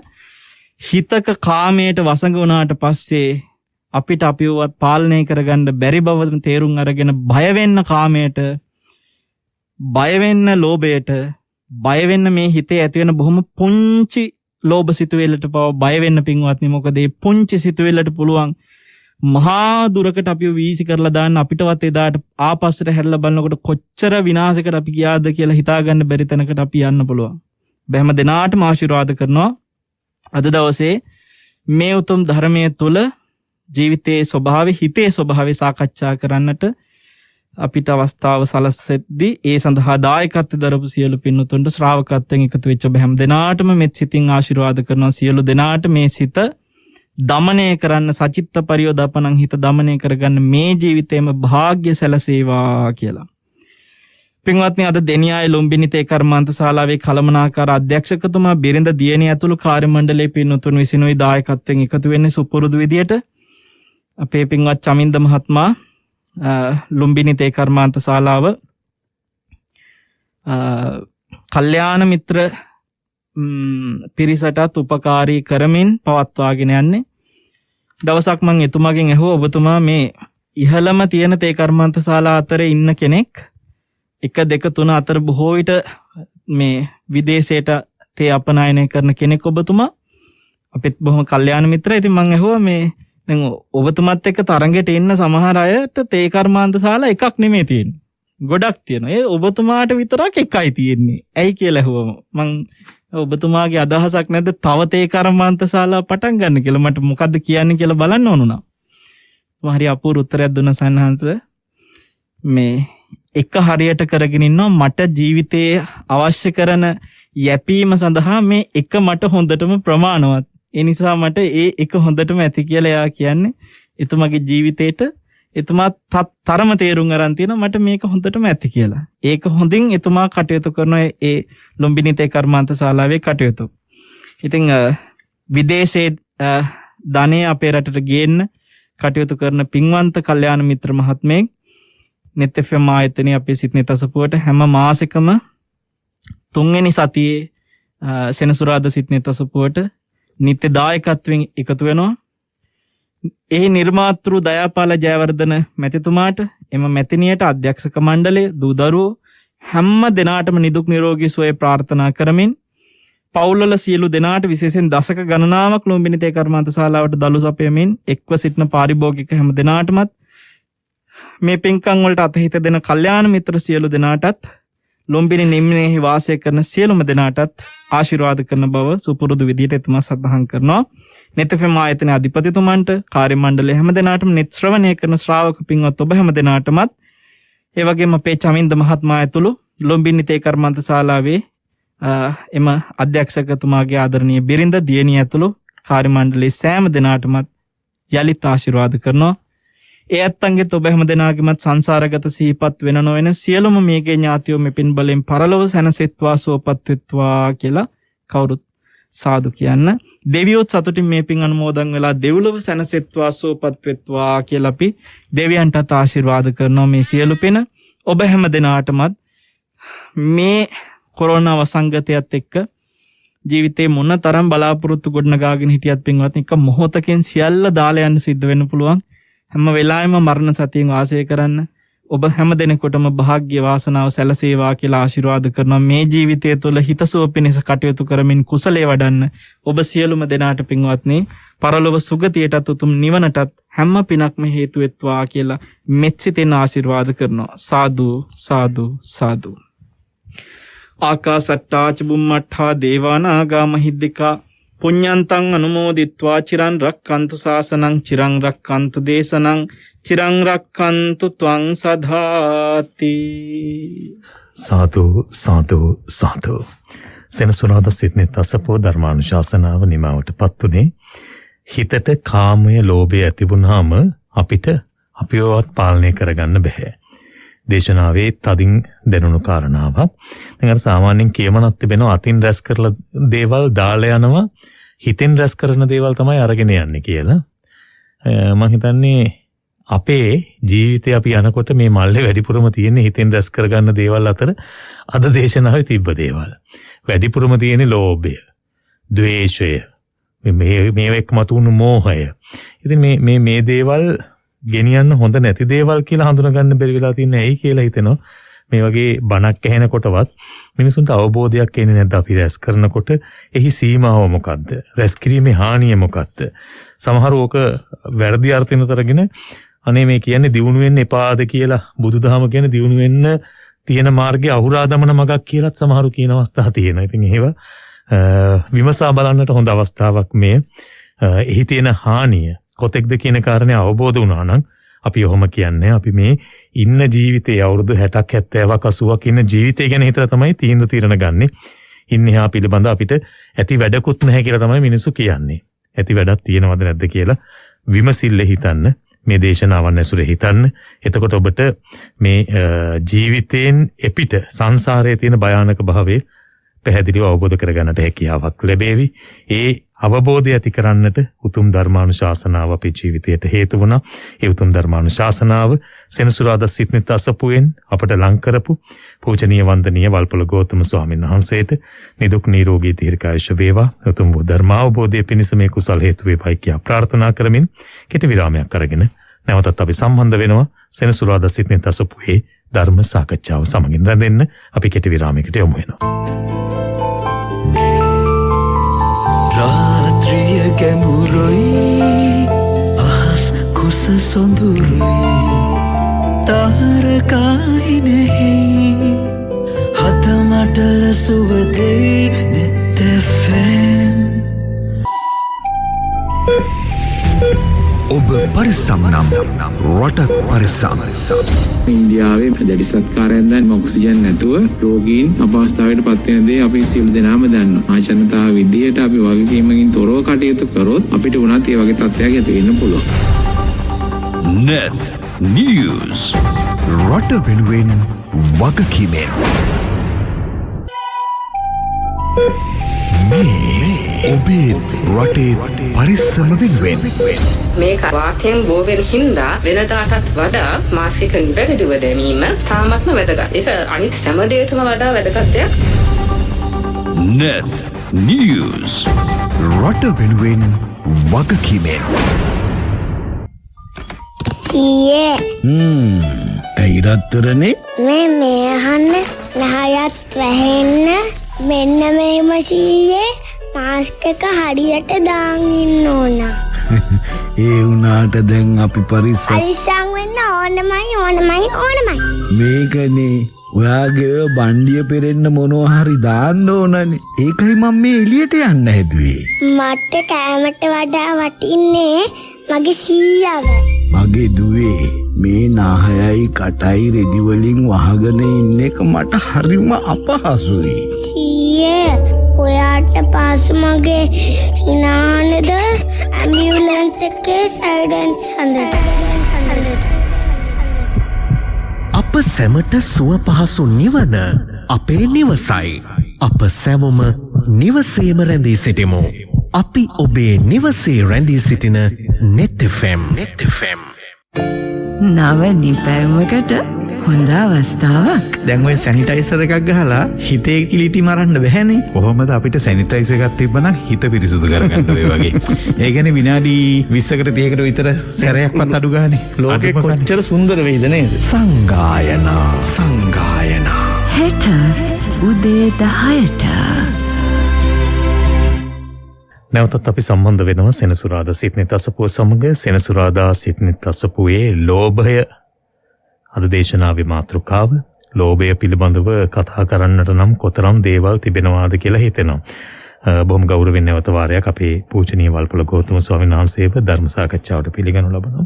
අවසර ස්වාමීන් වහන්සේ දැන් ලෝකයේ හට ගැනීම පිළිබඳව කතා කරනකොටත් මේ රස තෘෂ්ණාව ලෝභය බලපාලා දෙනවා කියලා අපි දන්නවා.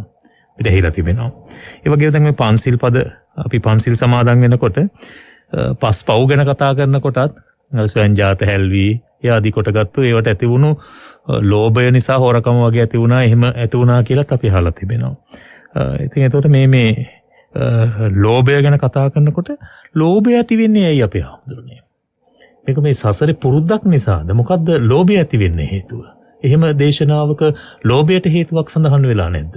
වරුණ මේ හැම දෙයකම අපිට මුල බුදුරජාණන් වහන්සේ කැණි මඩල වගේ මුල පෙන්නුවේ අවිද්‍යාව. අවිද්‍යාව නිසා අවිද්‍යාව කියන්නේ වැහිලා තියෙන ඇත්ත. ඇත්ත වැහිලා තියෙන තාක්කල්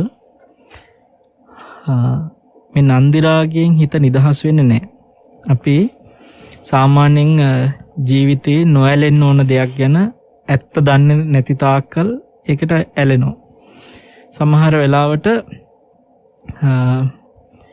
ජීවිතයේ අනවබෝධින්ද වටිනා දෙයට හිත ඒක රැකගන්න හිතන්නේ නැහැ. නොවටිනා දේ රැකගන්න අවිද්‍යාවේ ස්වභාවය නිසා හිත හැමතිස්සෙම දුවනවා. ඒ කියන්නේ මිනිස්යාට අවිද්‍යාව තමයි පුරුදුම. මේ අවිද්‍යාව තමයි මුදුන් කැණි මඩල. අනිත් හැම දෙයක්ම පරාල. එතකොට දැන් අර කතාවට කියන්නේ මේ මනස උසස් වූ නිසායි මිනිසා කියන්නේ කියන කතාව බොරුවක් එහෙම බැලුවා. වරුණ මිනිසයාට ප්‍රඥාව දියුණු කරගෙන මේ ඔය දැන් අපි කියපු අවිද්‍යාව බිඳින්න අවශ්‍ය කරන පරිසරය මේ මනස ඇතුලේ තියෙනවා. එහෙමයි. ඒක දැන් කවුරුත් අපි දකින්නේ නැහැ චතුරාර්ය සත්‍ය අවබෝධ කරන තිරිසන් ලෝකේ. එහෙමයි. චතුරාර්ය සත්‍ය අවබෝධ කරන්නේ නැහැ පෙරේතාත්ම. එහෙමයි. දැන් පෙරේතේකට පිනක් අනුමෝදන් වෙලා සැපක් ලබන්න පුළුවන්. ඔය තිරිසන් ලෝකේ වුණත් ඔබ නිකන් හිතලා බලන්න තිරිසන්ගත සත්තු උනත් තමන්ට කන බොන හැටි ජීවත් වෙන්න ඕන කරන, නිදා ගන්න ඕන කරන, තමන්ගේ වර්ගය බෝ කරන්න ඕන දේවල් ආයේ අමුතුවෙන් කවුරුත් උගන්වන්න ඕනේ ඒවා තේරෙනවා. එහෙමයි. දැන් මිනිස්සුත් සාමාන්‍යයෙන් කරන දේවල් ටිකනේ. ඒ දේවල් ටික තේරෙනවා. ඒක තේරුම් ගන්න එකට නෙමෙයි මේ මනසින් උසස්කම කියන්නේ. ඒක දැන් අපි සමහර වෙලාවට ඇතම් සත්තු ගත්තට පස්සේ කවුරුවත් උගන්වලා නැහැ. ඒගොල්ලන්ගේ චර්යාවන් ඒගොල්ලන්ට හදාගන්න. එහෙමයි. දැන් සමහර වෙලාවට ලෙඩක් හැදුනත් ඔබ දැකලා ඇති සමහර සත්තු ඒකට අවශ්‍ය බෙහෙත් හොයන් ගිහිල්ලා ගන්නවා. ඒ පූසෝ ඉන්නෝ කුප්පමේනියා බඩේ එක්කමක් ඇදුනාම මිනිස්සු කියන කතාව තමයි කුප්පමේනියා ගහක් වගගෙන කියලා කනවා.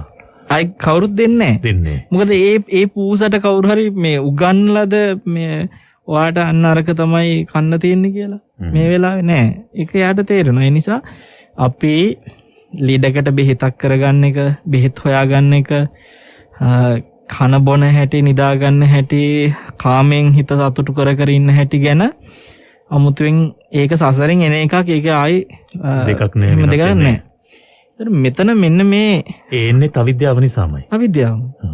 ඒතර මේ අවිද්‍යාව බිඳලා විද්‍යාව උපද්ද ගන්න. විද්‍යාව උපද්ද ගන්නවා කියන්නේ චතුරාර්ය සත්‍ය අවබෝධ කරන්න මේ මිනිස්සෙකුට ලැබිලා තියෙනවා මේ වෙලාවේ දුර්ලභ අවස්ථාවක්.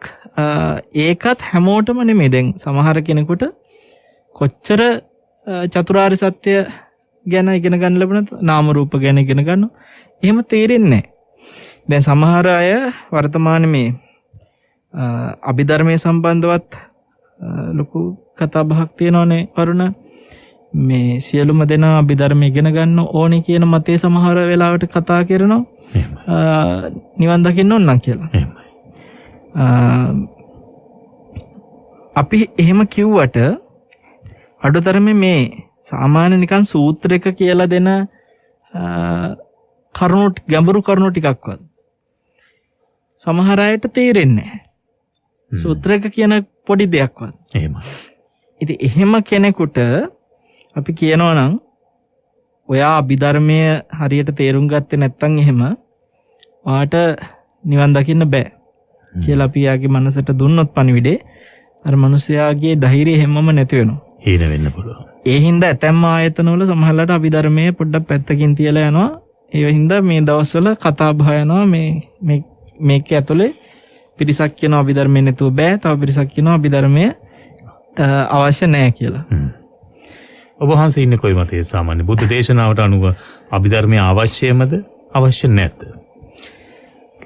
වරුණ ඔය අභිධර්මයේ ඕනේ කියලා ඕනෙමයි කියලා කියන එකෙත් තේරුම් ගන්න ඕන පැත්තක් තියෙනවා. අභිධර්මයේ ඕනේ නැහැ කියලා කියන තැනත් තේරුම් ගන්න ඕන පැත්තක් තියෙනවා. මේ දෙගොල්ලම කතා කරන කාරණාව ඇතුලේ මම නැහැ. මොකද මම මේක තේරුම් ගන්න තියෙන විදිහ ඇත්තටම මේ වෙලාවේ මම හිතනවා අපේ සමහර ශ්‍රාවකයන්ට දැනගන්න අවශ්‍යතාවයක් තියෙනවා. මගෙන් සමහර මේ විමසල එවනවා. සාමාන්‍ය සමාජ මාධ්‍යෙත් දැක්ක ඔබ වහන්සේගේ පෝස්ටුවක් ඔබ වහන්සේ මේ පිළිබඳව සිහිපත් කරන කාරණාවක් පිළිබඳව.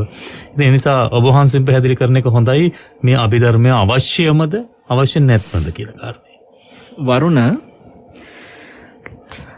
අභිධර්මය හරියට තේරුම් ගන්න නැතුව කිසිම දායක පංච උපාදානස්කන්ධ කියන්නේ මොකක්ද කියලාවත් දන්නේ නැහැ. කියන අභිධර්මයේ ඔස්සේ තමයි කොටින්ම රූපය කියන්නේ මොකක්ද කියලා තේරුම් ගන්න පුළුවන් වෙන්නේ. ඒ ධර්මයේ හරය එතන තියෙන්නේ. ඒ තේරුම් නොගෙන රූපෝපාදානස්කන්ධ කියන්නේ මොකක්ද කියලාවත් දන්නේ නැහැ.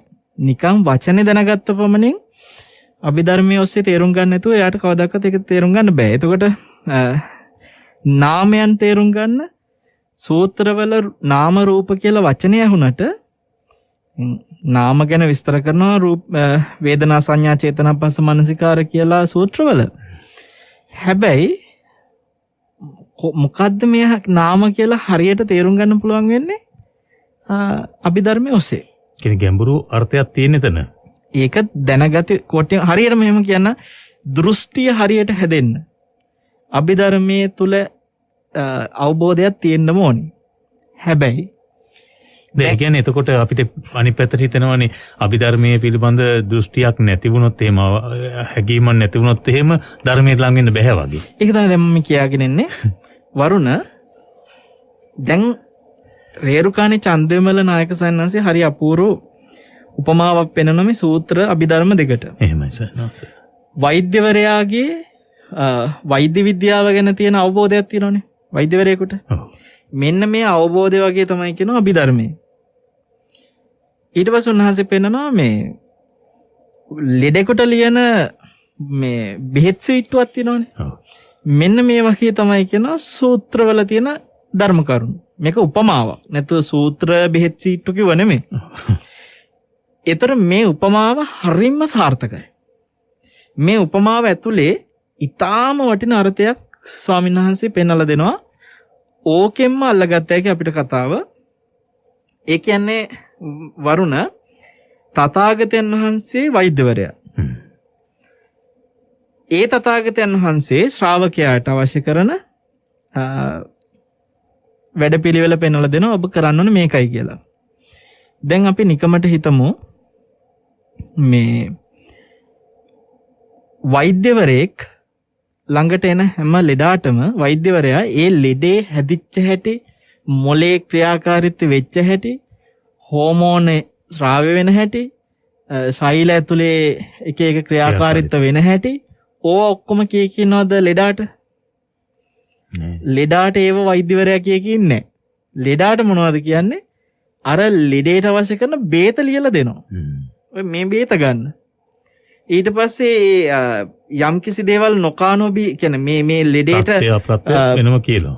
ඕ මේවා එපා මේවා කරන්න කියලා හෙදගම පැත්තේ ටිකක් කියනවා.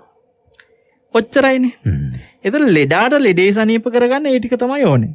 ඒ ප්‍රමාණවත්. ඒක තමයි ඕනේ. හැබැයි ඔබ හිතන්න වරුණ වෛද්‍යවරයා ඒක හරියට ඒ ලෙඩාට දෙන්න නම් වෛද්‍යවරයාට වෛද්‍ය දැනුම තියෙන්න ඕනද නැද්ද? තියෙන්න ඕනේ. එතකොට යම්කිසි ශ්‍රාවකයෙකුට අපි දේශකයන් වහන්සේලා පංච උපාදානස්කන්ධ ගැන කියලා දෙන්න නම් ඒ දේශකයන් වහන්සේ ලෙඩෙක් වෙලා බෑ. වෛද්‍යවරයෙක් වෙන්න ඕනේ. එතකොට රූපපාදානස්කන්ධ කියන්නේ මොකද්ද කියලා සූත්‍ර ටික විතරක් ඇසුරු කරලා යම් ස්වාමීන් වහන්සේ නමක් ධර්ම දේශනාවක් කරනවා කියන්නේ උන්වහන්සේ නිකන් බෙහෙත් සීට්ටුවක් කියවලා බෙහෙත් කරන්න ගත්තා වගේ වැඩක්. ඒ කියන්නේ බෙහෙත් ගන්න ගිහිල්ලා ලෙඩකට ලෙඩේට දුන්න බෙහෙතින් හොඳ වෙලා මට මේ ලෙඩේට මේ බෙහෙතින් හොඳ වුණා කියලා ලෙඩා තව කෙනෙකුට බෙහෙත් දුන්නා වගේ වැඩක්. නෑ ගොඩක් වෙලාවට මෙතන බෙහෙතින් සනීප වුණාද කියන එකත් ප්‍රශ්නයක්. මොකද වර්තමානයේ එහෙම දැන් දේශනා කරන්න මේ හැම කටයුතු කරන කෙනෙක්ම ලෙඩේ සනීප කරන් ඇවිල්ලා දේශනා කරනව නෙමෙයිනේ. ඒ නිසා ලෙඩ තියන් තමයි වෛද්‍යවරුත් දැන් මේ බෙහෙත් කරන්නේ. ඒ කියන්නේ අභිධර්මයේ කිව්වත් එහෙම නැත්නම් සූත්‍ර පිටකයේ කිව්වත් මොනවා කිව්වත් ලෙඩේ හොය කරගෙන කියන එක ප්‍රශ්නයක්. වෛද්‍යවරුත් ඉන්නේ ලෙඩ පිට. හරිද? ඒක එක ප්‍රශ්නයක්. දැන් අපි කතා කරගෙන ගියේ ඒ ප්‍රශ්නේ නෙමෙයි. ඒතර මෙතනදී යම් දේශකයන් වහන්සේ නමක් සූත්‍ර පමණක් පරිහරණය කරලා නාම රූප ගැන තේරුම් ගන්න, පංච උපාදානස්කන්ධ ගැන තේරුම් ගන්න, පටිසමුපාදයේ තේරුම් ගන්න උත්සාහ කරනවා නම් උන්වහන්සේ ඇත්තටම මේ ශ්‍රාවකයාට හරි දෘෂ්ටිය ඇති කරන්න දක්ෂ නැහැ. ඒක කරන්න බෑ. හරිද? එතකොට දේශකයන් වහන්සේ අනිවාර්යයෙන්ම ශ්‍රාවකයාට මේ මඟ පෙන්වන්න නම් අභිධර්මයේ තේරුම් අරගෙන ඉන්න ඕනේ. නැත්තම් වෛද්‍ය විද්‍යාව හදාarලා නැති වෛද්‍යවරයෙක් වගේ. අවිද්‍යාව ඉන්නේ. ඔව්. හැබැයි මං කිව්වේ මං ඉන්නේ ඔය දෙක මැද්දේ. කතා කරන ප්‍රශ්න දෙකේම නෙමෙයි කියලා. සෑම රෝගියෙක්ම තමන්ගේ ප්‍රතිකාරය පිණිස වෛද්‍ය විද්‍යාව ඉගෙන ගන්න ඕනේ නැහැ කියන තැන මං ඉන්නේ. හරියට අභිධර්මයේ ඔස්සේ අවබෝධයක් ඇති කරගත්ත ස්වාමින්වහන්සේ නමකගෙන් විදර්ශනාවට අවශ්‍ය කරන සමතයට අවශ්‍ය කරන හරි උපදේශ ටික ගන්නවා නම් කෙටියෙන් හරි යම් ශ්‍රාවකෙක් ඒ ශ්‍රාවකයාට මේ සප්ත ප්‍රකරණයම ඉගෙන ගන්න ඕන වෙන්නේ නැහැ. නැත්තම් ගමේ ගොඩේ සිරියාවති ආච්චියම්මත් සප්ත ප්‍රකරණය ඉගෙනගෙන එන්න ඕනේ කියලා කියනවා නම් ඒ ආච්චියම්මට තියෙන ආයුෂ ටිකත් මදි වෙයි. අපි ඉස්සෙල්ලාම තේරුම් ගන්න ඕන දේ තමයි වෛද්‍ය විද්‍යාව හරියට ඉගෙන ගත්ත වෛද්‍යවරයෙක්ගෙන් බෙහෙත් සීට්ටුව ලියා ගත්තා නම් ඒ බෙහෙත් සීට්ටුව ගැන බය වෙන්න දෙයක් නැහැ. ඒ වගේ හරියට අභිධර්මය ගැන අවබෝධයක් ඇති කරගෙන පංච උපාදානස්කන්ධ කියන්නේ මොකක්ද කියලා හරියට අභිධර්මය ඔස්සේ තේරුම් අරගෙන නාම රූප කියන්නේ මොකක්ද කියලා හරියට අභිධර්මය ඔස්සේ තේරුම් ගත්ත ස්වාමීන් වහන්සේ නමක් යම් ශ්‍රාවකයෙකුට කෙටියෙන් හෝ යමක් දේශනා කළොත් ඒ කෙටි දේ තමන්ගේ වඩන ප්‍රතිපදාවට උපකාර කරගන්න ශ්‍රාවකයට පුළුවන්. ඔන්න ඕක හරියට තේරුම් ගන්න ඕනේ. නැත්තම් මේකේ වෙන්නේ සාමාන්‍ය අහිංසක මිනිස්සු හිතනවා මට මේ සූත්‍රවල තියෙන ටිකවත් තේරෙන්නේ නැතුව මං කොහොමද මේ මහා ගම්බීර අභිධර්මයේ ඉගෙන ගන්න කියලා සමහර අයට ප්‍රශ්නයක් තියෙනවා. කියන්නේ මිනිස්සු සාමාන්‍ය මිනිස්සු පසුබට වෙන්න පුළුවන්. අනේ එතකොට සූත්‍ර පිටකය හදාarලා නැත්නම් ඒවයෙන් බණ අහලා අපිට කවදාවත් ගොඩ යෑමක් නැහැ කියලා තියෙන තැනින් තමයි අපි පටන් ගන්න. ඔව් එයාලා කරන්න ඕනේ හොඳට අභිධර්මයේ අවබෝධයක් තියෙන පින්වත් ස්වාමීන් වහන්සේලාගෙන් පුළුවන් තරම් මේ විදර්ශනා අවබෝධයට අවශ්‍ය කරන අනුශාසනා ඉගෙන ගන්න එක. හරිද? ඒ දේශන ඉගෙන ගන්න ඕනේ. දැන් යම් දේශකයන් වහන්සේලා හිතනවා නම් අපි මේ ධර්මය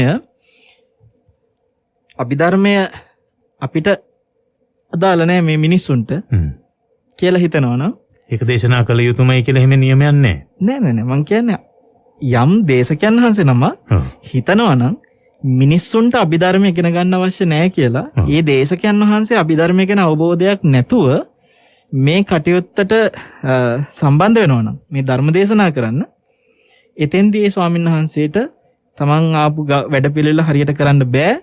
නොඑක් මම මේක හොඳට තේරුම් ගත්ත දෙයක්. මොකද අපිත් අපේ පැවිදි ජීවිතේ මුල් කාලේ අපිටත් තිබුණ ඔය ගැටලුව.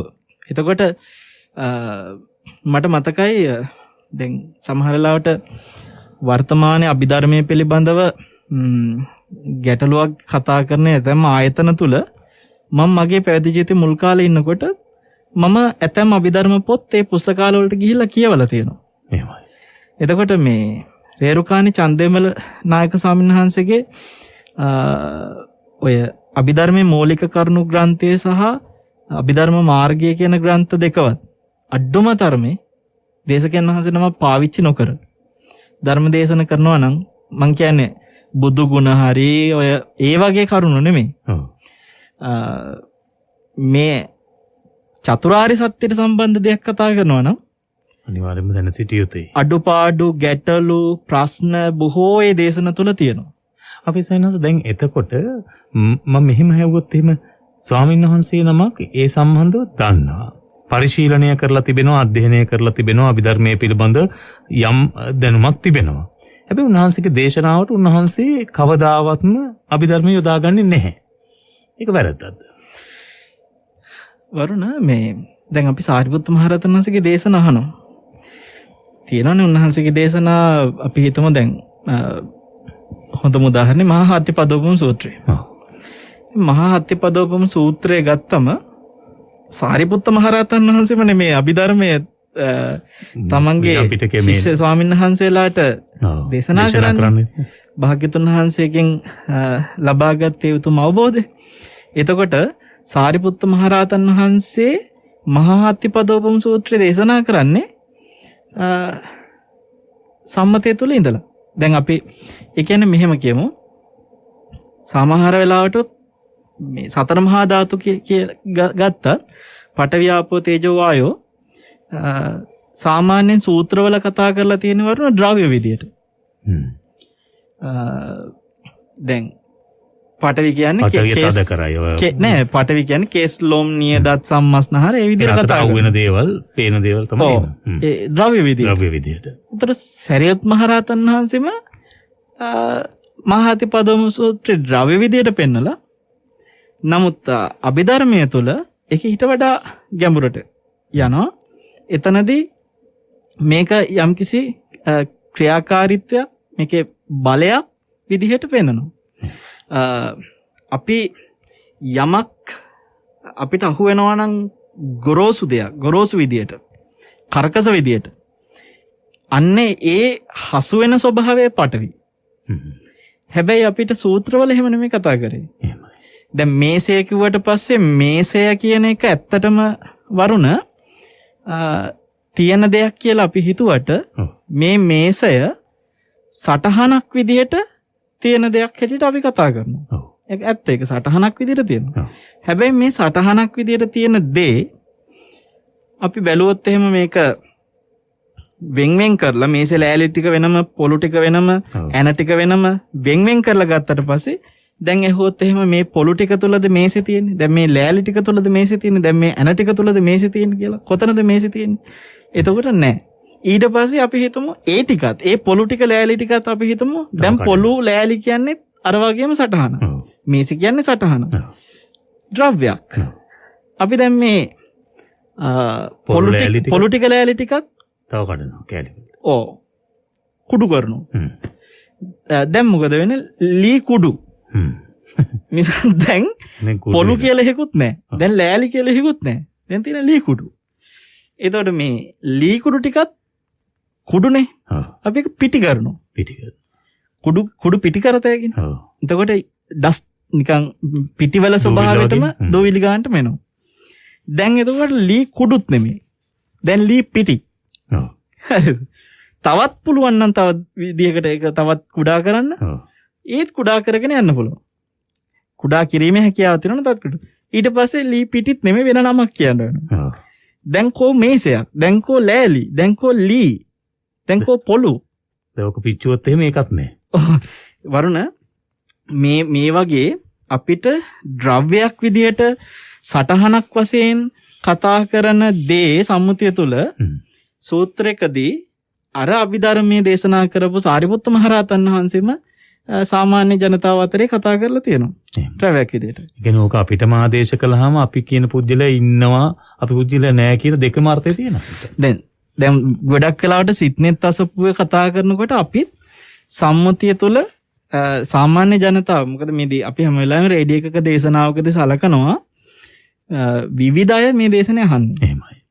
ඒ කියන්නේ මේ දැනුම් මට්ටමේ කියලා අපි හිතන්නේ මේ දේශනාව අහන අය අතරේ බහුතරයක් ඉන්නේ ගම්බීරව අවබෝධය තියෙන පිරිසට වඩා නැති පිරිස. ඒතර ඒ අය හැමෝටම තේරෙන සම්මුතිය තුළ අපි ධර්ම දේශනාවකදී කතා කරන්නේ.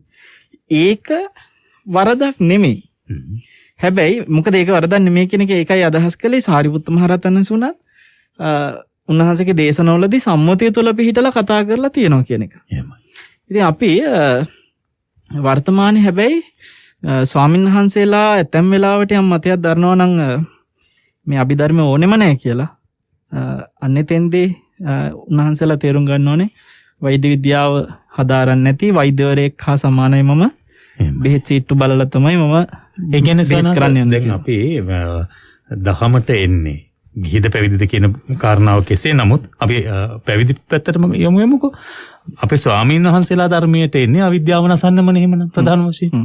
එතකොට ඔය කාරණාවල ඇලි ගලි ගැටීම අවිද්‍යාව නැසීමට බරපතල ප්‍රශ්නයක් නේ.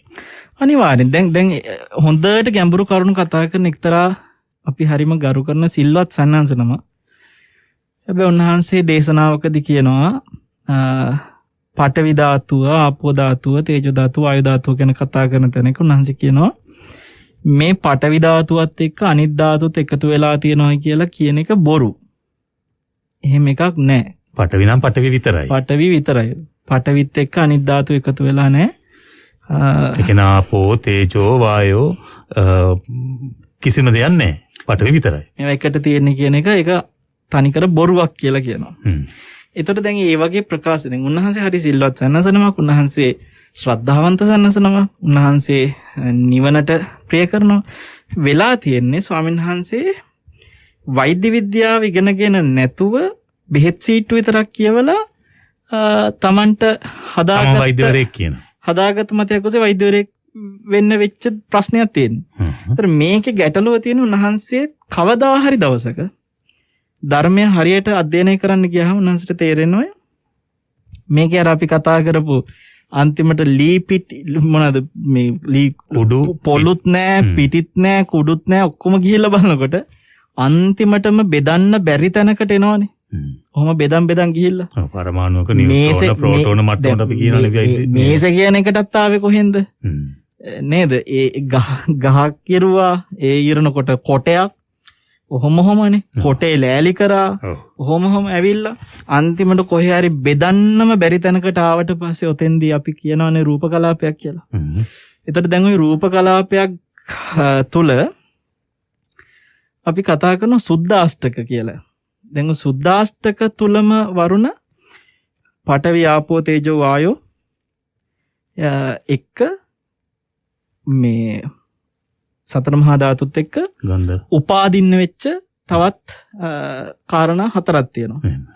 එතකොට මේ 8ම අවබෝධයක් තියෙනවා නම් කවුරු හරි කෙනෙක් කවදාකවත් කියන්නේ නැහැ මෙතන පඨවි වෙනම තියෙන්නේ අනිත්‍යව මේක ඇතුලේ නැහැ කියන්නේ. මොකද රූප කලාපයක් තුල මේ 8ම එකට තියෙන්නේ. හරිද? එතකොට ඒ කියන්නේ අපි දැන් මෙහෙම උදාහරණයක් මම අහුවොත් ඔබ වහන්සේගෙන් දේදුණු දිහා බලනවා අපි. අපි දේදුණු දිහා බලලා කියනවා මේකේ තියෙනවා නිල් තියෙනවා කහ තියෙනවා රතු තියෙනවා. මේ පාට හත වෙන වෙනම කියනවා. මේ පාට හත ඔය තියෙන්නේ කියලා. ඔය දේදුණු මේ ඔක්කොම මික්ස් වෙලා එතකොට තියෙන්නේ. මේ හැම රූප කලාපයකටම පඨවි ආපෝ තේජෝ වායු වගේම වර්ණයක් ගන්ධයක් රසයක් සහ ඕජාව කියලා උපාදින්න කාරණා 4කුත් සම්බන්ධයිනේ. එහෙමයි. එතකොට මේ කාරණා 4 ඇතුලේ වර්ණය තමයි, ඒ කියන්නේ හැම රූප කලාපයකටම මේ වර්ණ කියන එක තියෙනවා. එතකොට අපි සමහර වෙලාවට සුළඟ වගේ දෙයක හිතනවා මේ දැන් ඇහැට පේන්නේ නැහනේ. මේ ඇහැට යමක් පේනවාද? ඒ පේන හැම දෙයකම තියෙන වර්ණ. එහෙමයි. එතකොට ඇතැම් දේ දැන් සුළඟ වගේ දේ ඇහැට පේන්නේ නැහැ. එතකොට එතෙන්දි හිතෙන්න පුළුවන් එහෙනම් සුළඟේ වර්ණ නැහැ කියලා. ඔව්. සුළඟේ වර්ණ නැහැ කිව්වොත් එහෙම සුළඟත් රූප කලාපයන්ගේ එකතුවක අර වගේම බෙදන්න පුළුවන්. පුළුවන්.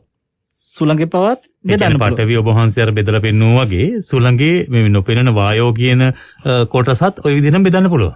සුළඟ බෙදන්න පුළුවන්. එතකොට සුළඟත් එහෙනම් සුළඟ තුලත් අවසානයේ බෙදෙනකොට රූප කලාපේ පඨවි ආපෝ තේජෝ වායු වගේම වර්ණ ගන්ධ රස ඕජා සුළඟේ පවා තියෙනවා. එහෙනම් සුළඟේ වර්ණයක් තියෙනවනේ. ඒත් එහෙනම් කොහොමද ඇහැට පේන්නේ නැහැ? එහෙමයි. ඒතර සුළඟේ වර්ණයක් ඇහැට පේනුණා නම් අපිට කොරෝනා හවුවෙලා පේනවා මූණට. කොරෝනා විතරන්නේ එන්නත් බෑ මෙහෙම. අපේ රියදුරු මහත්තයා කොහොමද වර්ණ වාහනේ පදවගෙන ඉන්නේ? එහෙමයි. සුළඟේ වර්ණයක් තිබ්බනම් දැන් මීදුමක් තියෙද්දි ඔබ දැකලා තියෙනවනේ මීදුම කියන්නේ සුළඟ නෙමෙයිනේ. මීදුම කියන්නේ වෙන දෙයක් නේ. එතකොට මීදුමක වර්ණේ තියෙනවා. මීදුම පිරිච්ච වෙලාවට කියනවා වාහනේ පදව ගන්නවත් බෑ කියලා. ඒ වර්ණේ බාධාවක් වෙනවා. ඒතර සුළඟේ වර්ණයක් තිබ්බනම් කොහොමද තියෙද? මට ඔයාව පේන්නේ හිකුත් නැහැ. හරිද? එතකොට සුළඟේ වර්ණයක් නෑ නෙමෙයි. නෑ කිව්වොත් එහෙම මෙතන සුද්දාෂ්ටක වලින් බහැර කතාවකට වැටෙන්න වෙනවා. හරියට අර පටවි තනියෙන් තියනවා කිව්වා වගේ තමයි වර්ණේ නෑ කියන්නත් බෑ. තියෙනවා. නමුත් ඒ සියුම් නිසා ඇතැම් දේ එහෙම පේන්නේ නෑ. හරිද? සියුම් වුණත් නෑ කියන්න බෑ කාටවත්. පටවි තනියෙන් තියෙන කියන්නත් බෑ, ආපෝ තනියෙන් තියෙන කියන්නත් බෑ, තේජෝ තනියෙන් තියෙන කියන්නත් බෑ, වායෝ තනියෙන් තියෙන කියන්නත් බෑ වගේම ඔතන අරට හතම තියෙනවා වර්ණ නෑ කියන්න බෑ. ඔය හතම තියෙනවා ගන්ධ නෑ කියන්න බෑ. මේ රසත් නෑ කියන්න බෑ. ඔතන ඕජා නෑ කියන්න බෑ. මේ ඔක්කොම තියෙනවා. අර මේ පෘථිවිය හට ගන්නකොට අර මම අර මුලින් කියපු එක එතකොට වෙලා තියෙන දැන් ආබස්සර කියන ඒ ජීව කොටාසේ ගොරෝසු වුණා. ඒ කාලේ වරුණ පොළවනේ කන්නේ. රස පොළවේ තියෙනවා පෘථිවි රසේ. පොළව කන්නේ මිනිස්සු. එහෙමයි. එතකොට මේවා අද ඇහුවොත් එහෙම ඒ මොකද්ද කියලා මිනිස්සුන්ට පුදුම හිතෙනවා. පොළව කනවා කොහොමද? නමුත් මේ පොළව ගොරෝසු වෙන්න පටන් ගත්තේ හිතේ ඇතිවෙච්ච ලෝභයෙන් හින්දම. එහෙමයි. අපි මේ අද කතාවේ මාතෘකාව. ඔව්. එතකොට ලෝභය නිසා තියෙන පෘථිවි රසය අඩු වෙවි යනවා කියලා බුදුරජාණන් වහන්සේ පෙන්නනවා. එහෙමයි. ඒක දැන් අදටත් පැහැදිලි. මිනිස්සුන්ට පෘථිවි රසයක් මේ තියෙන එළවලු පළතුරු වල ලෝභය නිසා නැති වෙන විදිය හොඳට බලන්න. අපි සමහර වෙලාවට කියනවා දැන් එන්නෙන්න මේ පෘථිවි රසය අඩු වෙනවා. මේක කොච්චර දැන් ඉස්සර මිනිස්සු කොස්සු වෙනකොට කියනවා පලාතම කොස්සු හොඳයි කියනවා. ඔව්. කිරි හොද්දක් හදනකොට පුදුම සුවඳයි. සුවඳයි කියනවා. බත්තයක් වෙද්දි පුදුම සුවඳයි කියනවා ඒ කාලේ. දැන් අර සොයන්ජාත හැල්වි නිකන්ලු ආහාරයට ගත්තේ. වරුණ හැල්වි ආවෙත් ඇත්තටම මේ ඊළඟ ස්ටෙප් එකක් විදියට. ඒ කියන්නේ මුලින්ම පොළව ආහාරයට ගත්තේ. පස්සේ ඒක ගොරෝසු වෙනකොට තමයි මේ ස්වයංජාත හැදෙන්නේ. ඉතින් මෙතන ඒ ජාත වීම ස්වයං විදියට වෙච්ච හින්දා නේ උතන ස්වයංජාත කියන්නේ. මේ වරුණ අපිට අද කොස් ගෙඩියක අර ඒ සුවඳ නෑ කියන එක ඇතුළෙම පේන්නේ එන්න මේ පෘථිවි රසයේ අඩුවීම. එහෙමයි. සහ මේවට මේ නොඑක් විදිහට ජාන වෙනස් කරලා ඒත් ආහාරයේ තියෙන ගුණය හැම දෙයක්ම නසලා දාන්නෙත් ලෝභය නිසා නෙමෙයිද? දැන් අද මොනවද මේ අර පොහොර ගැන කතා කරනවා කාබනික පොහොර ගේන්න ඕනි කියලා. එතකොට දැන් ප්‍රශ්නයක් වෙලා තියෙනවා මේ බීජ කොහොමද කරන්නේ? මේ තියෙන බීජ වර්ග ඔක්කොම රසායනික පොහොරට ඔරොත්තු දෙන විදිහට ඒ විදිහට ජාන වෙනස් කරලා හදපුවා. එතකොට ඇයි මේ සමාගම් මෙහෙම බීජ හදන්නේ?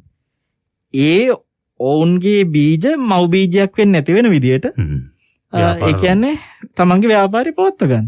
ආයෙත් බීජ මිලදී ගන්න වෙනවා. එතකොට දැන් ඒ සමාගමට විතරද ලෝභය තිබ්බේ නෑ. සමාගම ලෝභ සහගතව ඒ වගේ බීජ නිෂ්පාදනය කරා කියලා ගොවියා මිලදී ගන්න නැතුව හිටියානම් සමාගමට අර බීජ තියාගෙන නිදා ගන්නනේ වෙන්නේ. බීජ ටික උඩ නිදියන්න වෙයි. බීජ තියන් මොනවා කරන්නද? බීජ ගොවියෝ ගන්නෑ. එතකොට සමාගමේ පරේෂකයන්ට හෝ ඒ නිෂ්පාදකයන්ට විතරක් නෙමෙයි මේ බීජ නිෂ්පාදනය කිරීම තුළ ලෝභය තිබ්බේ. ඊට පස්සේ මොකද උනේ?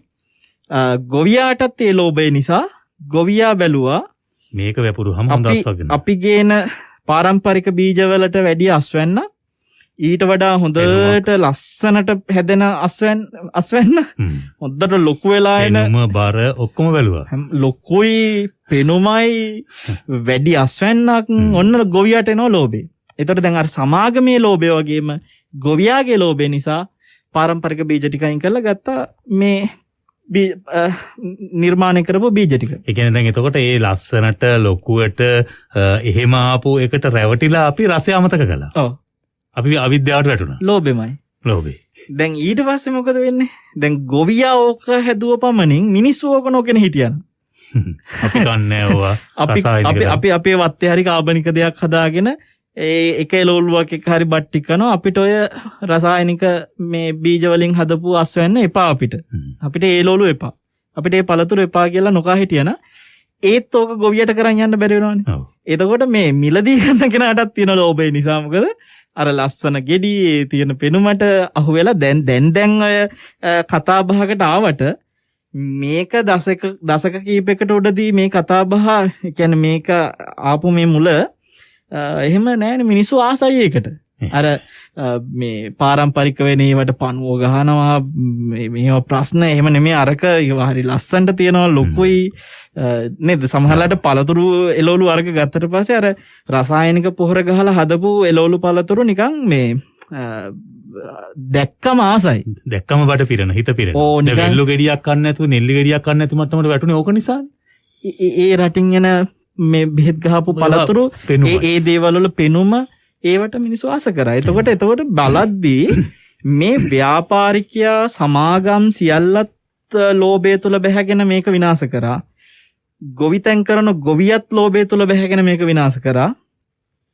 පාරිභෝගිකයත් ලෝභය තුල බැහැගෙන මේක විනාශ කරා. අද ඔක්කොටම දැන් හිතලා තියෙනවා කාබනික පොහොර ඕනේ, පාරම්පරික බීජ ඕනේ. දැන් මේ ගැන දැන් කතා වෙනවා. දැන් මේ ඊට පස්සේ වකුගඩුව අමාරු අර ලෙඩ මේ ලෙඩ ඔක්කොම හදාගෙන මිනිස්සු විනාශ වෙලා ගිහලා. එතකොට යම් කිසි විදිහකට රසායනික පොහොර භාවිතය නිසා ඒ නිර්මාණය කරපු බීජ භාවිතය නිසා වරුණ අද ලෙඩ හැදලා තියෙනවා කියනවනේ. ඔය හැම ලෙඩකටම වග කියනවනේ. ඒතර මේ ලෝභය නෙමෙයිද? ලෝභය.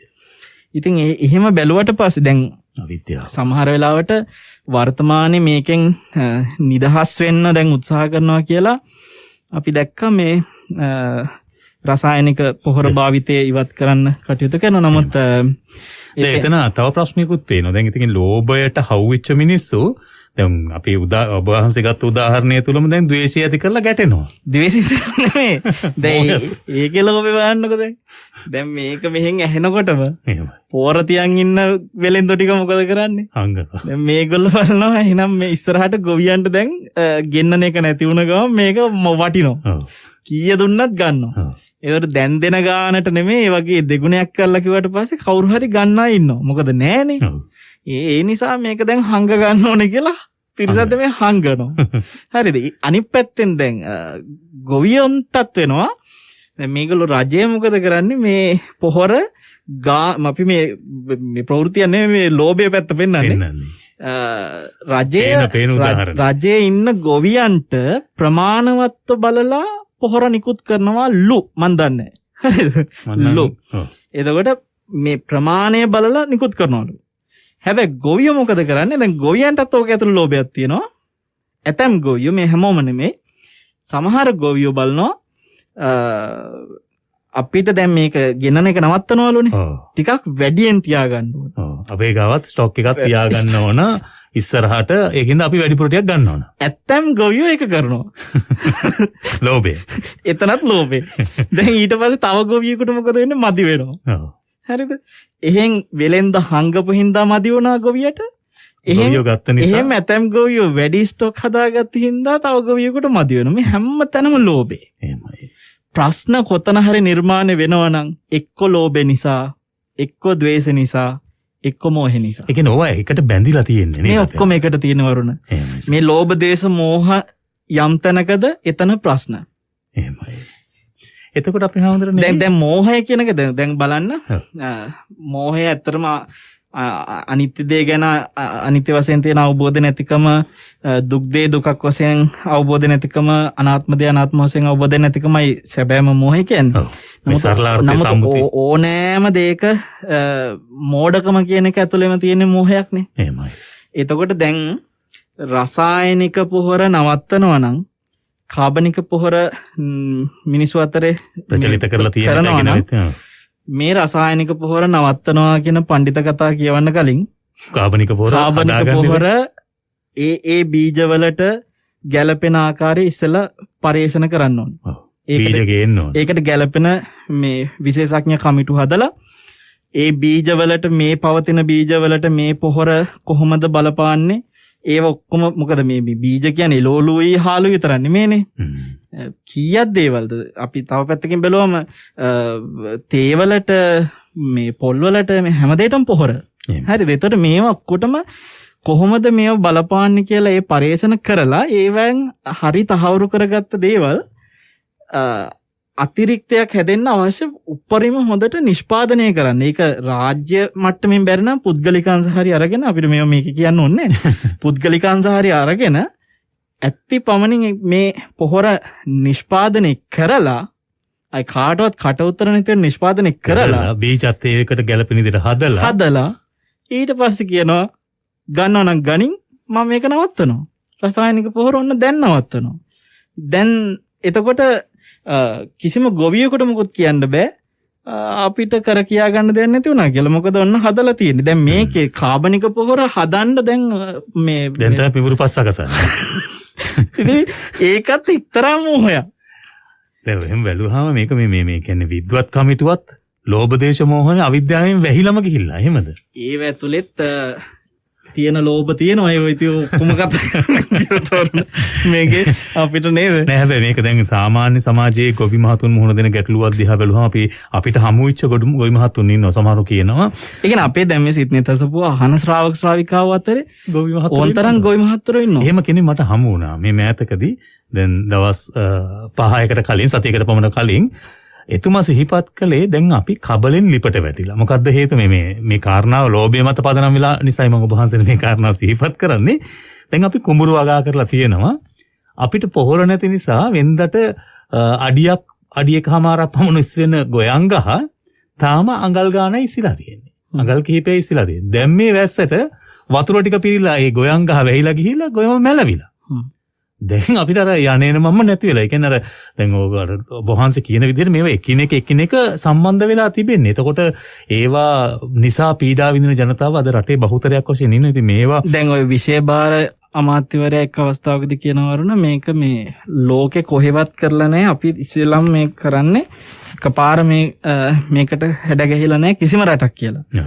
තියෙන ඒක කොච්චර පරිස්සමෙන් කොච්චර අවධානයෙන් නේද කොච්චර අවබෝධකින් කරන්න ඕන දෙයක්ද කියලා හිතන්නකෝ.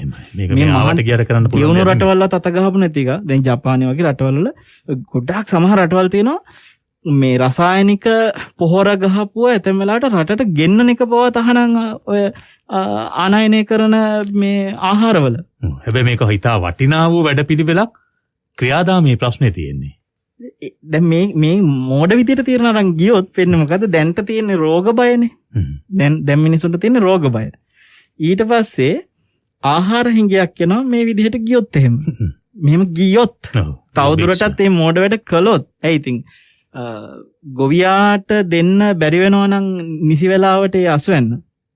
ඒගොල්ලන්ට මේ විදිහට නැති වුණ ගමන් මොකද වෙන්නේ? රටින් ගෙන්නන්න වෙනවා. දැන් ඕවා ගෙන්නන ඒවා පවා කරන්න මේ වෙනකොට රටේ තියෙන මේ රට ඇතුලේ ඩොලර් නැහැ කියනෝනේ. එතකොට වරුණ ගෙන්න ගන්නත් බැරි වෙනවා අපිට මේ රටේ පරිහරණයට අවශ්‍ය කරන විදිහට පිට රටින් එළවලු පළතුරු. ඊට පස්සේ ආහාර හිඟයක් එනවා. දැන් අදටත් සමහර ඇතැම් පුද්ගලික සුපර් මාකට් වල වරුණ හාල් කිලෝ 10යි එක බිලකට දෙන්න කියන සුපර් මාකට් තියෙනවා. රටේ ප්‍රසිද්ධ සුපර් මාකට් නම් තියෙන. පුද්ගලික. රජයට නෙමෙයි. එතකොට එක බිලට උපරිම 10යි හාල්. එතකොට දැන් ඔහොම ගිහිල්ලා ඉස්සරහට මේ වගේ මේ මෝඩ වැඩ දිගට ගියොත් අන්තිමට එළවලු ගන්න වෙන්නේ මිනිසුන්ට ප්‍රමාණයකට මෙච්චරයි එළවලු දෙන්නේ. ඉතින් සවනස දැන් ඕකේ අනිත් පැත්තට ඇයි අපිට විලඹෙන්න බැරි? දැන් ඒ කියන්නේ රජයක් වශයෙන් නැත්නම් මේක පාලකයන් වශයෙන් මේ අපේ රටේ රජයට පමණක් තියෙන ප්‍රශ්නයක්වත් නෙමෙයි මේක. සමස්තයක් වශයෙන් ලෝකේ බොහෝ රටවල් වලටත් ඒ වගේ ප්‍රශ්න ඇති වෙනවා. අපි ඒ මතම පදනම් වී කටයුතු කළ යුතුද? නෑ මේක රටක් විදියට තීන්දුව తీරන ගැනීමේදී රටේ ඉහළ නායකත්වවල ඉඳලා එන දෙයක්. ඒකෙදී ඔවුන් වැරදි තීරණ ගත්තොත් ඒක රටට බලපානවා කියන එක මේ කියන්නේ. එහෙමයි. ඒක මම කියන්නේ දැන් මිනිසුන් විදිහට පාරිභෝගිකයන් අපි අත්හැරලා අපි ගොවියෝ මට්ටමට වැටෙමුකෝ. අපි ඒ දෙස බලාගෙන හූල්ලා සිටිය යුතුද? මේකට විකල්පයක් අප තුලින් හදාගන්න බැරිද අපිට? ඒක තමයි එක සැරේට පණිවිඩ දෙන මේන භයානකකම. ඔව් එක සැරේට මේක මේ වෙනස් කරන්න හදන එක ඇතුළේ කිව්ව එක තමයි. පහුගිය කාලයක් කතා වුණා. හැබැයි කතා වුණාට කවුරුත් සූදානම් වුණේ. මෙතන එහෙම දෙයක්ත් තියෙන අපිට පේන තියෙන දැන් සමහර මේ කාබනික පොහොර වටිනවායි කියලා කියපු අයත් දැන් කියනවා කාබනික පොහොර වටින්නේ නැහැ කියලා. ඒ කියන්නේ අපේ සූදානමේ පරක්කුවකුත් තියෙනවා. අර ඕනම දෙයකට කලින් සූදානම් වීම වැදගත් වගේ මෙහිදිත් මිනිස්සු විදිහට අපිත් යම් ආකාරයකට පසුපසට යන්නේ නැතුව මුලින් හෝ දැන් හෝ මේ කාරණා කෙරෙහි නැඹුරු වෙලා මේකට විකල්පයක් හොයන්න පෙළඹෙනවා නම් ඒකත් හොඳයි නේද? දැන් ඔය ජපානයේ හැම මිනිස්සු ඕන් වැඩි මේ ඔවුන්ගේ අවස්ථාව හදාගන්නේ කාබනික පොහොරත් එක්කයි. ඒක පුද්ගලිකව සමහරු නිෂ්පාදනය කරගන්නවා. එහෙම දැන් අපේ පැරණි ගොවි මහතුන් හිටිය දේශීය වශයෙන් ගොම ටික එකතු කරගන්නවා. පොර කඩවල් තිබ්බේ නැහනේ ඉස්සර මිනිසුන්ට. ඒ කුඹුරු කපලා ඉවරනාට පස්සේ ගොයමට අවශ්‍ය කරන ඒ ඉතුරු වෙන පිදුරු ටික පුච්චලා ඕකේ ගියොත් එහෙම වරුණ අපිට ඉවරයක් කරන්න අමාරුයි. තියෙන්නේ ලෝබෙත් එක්කම වෙච්ච ප්‍රශ්න. ඒ කියන්නේ මෙහෙම ප්‍රශ්නයක් අහන්නම්ම වහන්සේගෙන්. පොළවට මේ පොහොර යොදන්න පොළවේ තියෙන පෝෂණය අඩු කරගත්තේ ලෝභ සහගතව විවිධ වටිනා ගස් වර්ග කපපුවා බොහෝ දේවල් උතන බලපාලා තියෙනවා. එහෙමයි. ඒක හින්දා මේක එතන ඉවරයක් වෙන්නේ නැහැ. අන්තිමට කියන්න තියෙන්නේ ලෝභය තමයි මුල. ලෝභය මුල. සනස ලෝභය සම්බන්ධවම කාරණාවක් අහන්නම් මම. ලෝභයෙන් ගැලවෙන්න පුළුවන් බෞද්ධයන්ට පමණද? බෞද්ධ ධර්මයේ තුල පමණද මේකට තියෙන ගැලවීමේ මාර්ගය තියෙන්නේ? ඉන් පරිබාහිරව ගැලවීමේ මාර්ගයක් නැද්ද? වරුණ දෙයක් తాවකාලිකව යටපත් කරගන්න බෞද්ධයොත් කටයුතු කරනවා. හරිද? ලෝභ සිතක් తాවකාලිකව මම මේ తాවකාලික කියන වචනේ මේ සරලව මිනිස්සුන්ට තේරෙන්න කියන්නේ. తాවකාලිකව යටපත් කරගන්න ඇතැම් බුද්ධ ශ්‍රාවකයොත් කටයුතු කරනවා. හැබැයි ලෝභය මොලිනු පුටා දානවා කියන එකක් කරන්න නම් ඒක ප්‍රඥාවෙන්මයි කරන්න ඕනේ කියනවා. එහෙමයි. මොලිනු පුටලා දානවා කියන්නේ ආයි නැත්තට නැති වෙන්න හිතෙන් ලෝභය දුරු වෙනවද? ඒක සිද්ධ වෙන්නේ වරුනේ ඒකාන්තේම ප්‍රඥාව නිසා. ඒ කියන්නේ ඒකාන්තයෙන් ප්‍රඥාව නිසා කියලා කියන්නේ මොකද්ද ප්‍රඥාව? චතුරාර්ය සත්‍ය අවබෝධය. ඒ චතුරාර්ය සත්‍ය අවබෝධයෙන් තොරව ලෝභය මුලින් උපුටලා දාපු කෙනෙක් ආයි මේ ලෝකයේ තුන් ලෝකයේ කොහෙවත් කිසි තැනක නැත. ඒකින්ද බුදුරජාණන් වහන්සේ වදාළේ තුම් ධර්මයේ තුල ආර්ය සත්‍ය තුල පිහිටලා අවබෝධය වඩලා පරිපූර්ණ අවබෝධයකටපත් වෙලා අශේෂ විරාග නිරෝධා ඉතිරි නැතෝම නිරුද්ධ කරලා දාන්න කටයුතු කරන්න පුළුවන් වෙන්නේ ඒ ආර්ය සත්‍ය අවබෝධයෙන් විතරයි. එහෙම නැතුව తాවකාලික යටපත් කරගන්න එක එක උපක්‍රම නොඑක් දේවල් සාමාන්‍ය වශයෙන් භාවිතා කරන අවස්ථා බුදු සසුනෙන් බැහැරවත් කරන තැන් තියෙනවා. දැන් එතකොට ඒ తాවකාලික යටපත් කිරීමෙන් යම් සහනයක් හොඳක් වෙන්නේ නැද්ද? බඹලොව යන්නේ ඇතැම් ශ්‍රාවකයෝ කියන්නේ බුදුරජාණන්සේගේ ශ්‍රාවකයෝ නෙමෙයි. ඇතැම් වෙන ආගම් වල ශ්‍රාවකයෝ බඹලොව උපදින වැඩපිළිවෙළ ත්‍රිපිටකය තුලම පෙන්නලා තියෙනවා. ඔවුන් මෛත්‍රී ධ්‍යාන වඩනවා. ඔවුන් මෛත්‍රී දැන් අපි මකාදේව රජතුමා ගමු. මකාදේව රජතුමා අර නරකෙස් ගහ ඉදුණාට පස්සේ තමන්ගේ පුතාට රජකම බාර දීලා මෙයා යනවා බ්‍රහ්ම තලයකට යන්න සුදුසුකම් ලබන ඒ මෛත්‍රී ධ්‍යාන ආදී දියුණු කරනවා කැලේට ගිහිල්ලා. එතකොට දැන් එතන බැලුවොත් එහෙම මෛත්‍රී ධ්‍යාන වඩනකොට ද්වේෂයත් යටපත් කරනවා. හරි ධ්‍යාන සිතකින්ම යටපත් කරනවා. එහෙමයි. එතකොට එතෙන්ට යන්න රාජ්‍යත්ව පුතාට දීලා නරකෙස් ගහ කියලා කියන්නේ ඉස්සෙල්ලම ඉදෙන මේ කෙස් ගහ වයෝවෘද මේ පිළිගා මේ මොනවද පීනසින්ද ඉදෙනව නෙමෙයි මේ අද පුංචි කාලෙත් හැදෙනවා. ඔව් ඩිසි වයසේ එනකොට ඉදෙන පළවෙනිම කෙස් ගහ දැක්ක ගම රාජ්‍ය අතාරින්න එතනම ලෝභය අත්හැරීමක් වෙලානේ. හැබැයි බුද්ධ ශාසනේ නෑ එදා. මකාදේව රජතුමාගේ කාලේ එදා බුද්ධ ශාසනයක් නෑ. ඔව්. ඉතින් එහෙනම් බුද්ධ ශාසනේ නැති කාලෙකුණත් ලෝභයටපත් කිරීම, ද්වේෂයටපත් කිරීම තිබ්බා. ඔව්. පංචශීලයේ බුදුදහමටම අදාළ එකක් නෙමෙයි. ඒකත් තිබ්බා. පංචශීලය ආරක්ෂා කරගන්න තැනත් විතර ලෝභයටපත් කිරීමත්, ද්වේෂයටපත් කිරීමත් තියෙන්නේ. එහෙමයි. ඒ නිසා මේ යටපත් කිරීම කියන එක, తాවකාලික හිතින් ඈත් කරගන්න එක, ඒවා කරන්න වැඩපිළිවෙල ඕන තරම් තියෙනවා. එහෙමයි.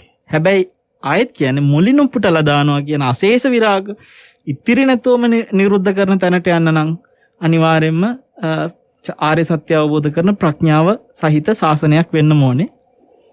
ඒ සත්‍ය අවබෝධ කරන්නේ තථාගතයන් වහන්සේලා විතරයි. හොඳයි මම හිතන්නේ ඉතින් ඒ සත්‍ය අවබෝධ කරන්නට යොමු වුණු ඒ සත්‍ය අවබෝධ කළ උත්තමයන්න් වහන්සේ නමකගේ ශ්‍රී සද්ධර්මයේ තමයි අපි අහන්නේ. හැබැයි අපි පමා වෙනවා. මෙතන මම හිතන්නේ අපේ අතේ ලොකු වැඩ කොටසක් තිබෙනවා. අර මා ආරම්භයේදීම සිහිපත් කළා වගේ අපි අතින් රැස් කරන දේවල් වලට වැඩි තැනක් දීලා ලෝභය, දේශය මේවා ටික තමයි අර මල්ලේ පුරව ගන්න හදන්නේ. හිතින් රැස් කරන ඒවාෙදිත් ඉතින් හිතටත් වැඩිපුර දීලා තියෙන්නේ ඒවා තමයි. ඔව් දැන් මම මේ අපි මේ කතා කරගෙන ආපු කරුණවල වර්ණ මට කියන්නට ඕනේ අර අපි කියවනේ අභිධර්මය සම්බන්ධව. එහෙමයි.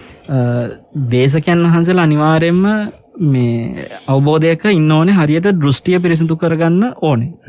එතකොට ශ්‍රාවකයාට මේ බැරි කෙනා එවැනි අවබෝධය ඇති ස්වාමීන් වහන්සේලා ඇසුරු කරලා අවවාදනුශාසනා ලබා ගන්න ඕනේ නිවැරදි දෘෂ්ටිය තුළ කෙනෙක් කිව්වා. හැබැයි ඒකෙන් මම යෝජනා කරන්නේ මේ ගිහියාට අභිධර්මය ඕනේ නැහැ, පැවිද්දාට විතරයි ඕනේ කියන එක නෙමෙයි කියන්නේ. ගිහියා අතරේ තෝන තරම් ඉන්නවා අභිධර්මයේ හොඳට අවබෝධය ඇති කරගන්න, පොතුත් හොඳට ලියන පිරිස ඉන්නවා. ඔව්. හොඳට අවබෝධය ඇති කරගෙන ඉතින් ඒ වගේ අය තවත් පහසුයි මේක ඉගෙන ගන්න තරමට තමන්ගේ ධර්ම මාර්ගේ පහසුයි. ඒකත් මේකට එකතු කරේ නැත්නම් ඔක අසම්පූර්ණ වෙනවා. ඔව් නැත්නම් සමහර විට එනවා ගිහි අපිට වැඩක් නැද්ද කියලා. එහෙම නෙමෙයි මේ ප්‍රඥාවන්ත භාවය ඇතිවීම හරි වැදගත්. ඒ සඳහායි මේ ධර්ම උපදේශය.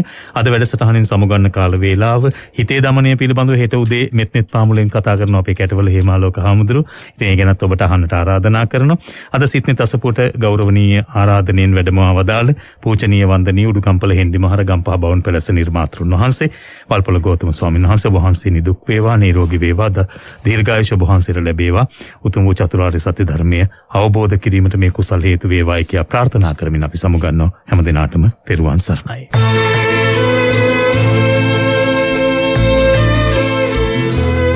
සිත් නෙත් අසපුව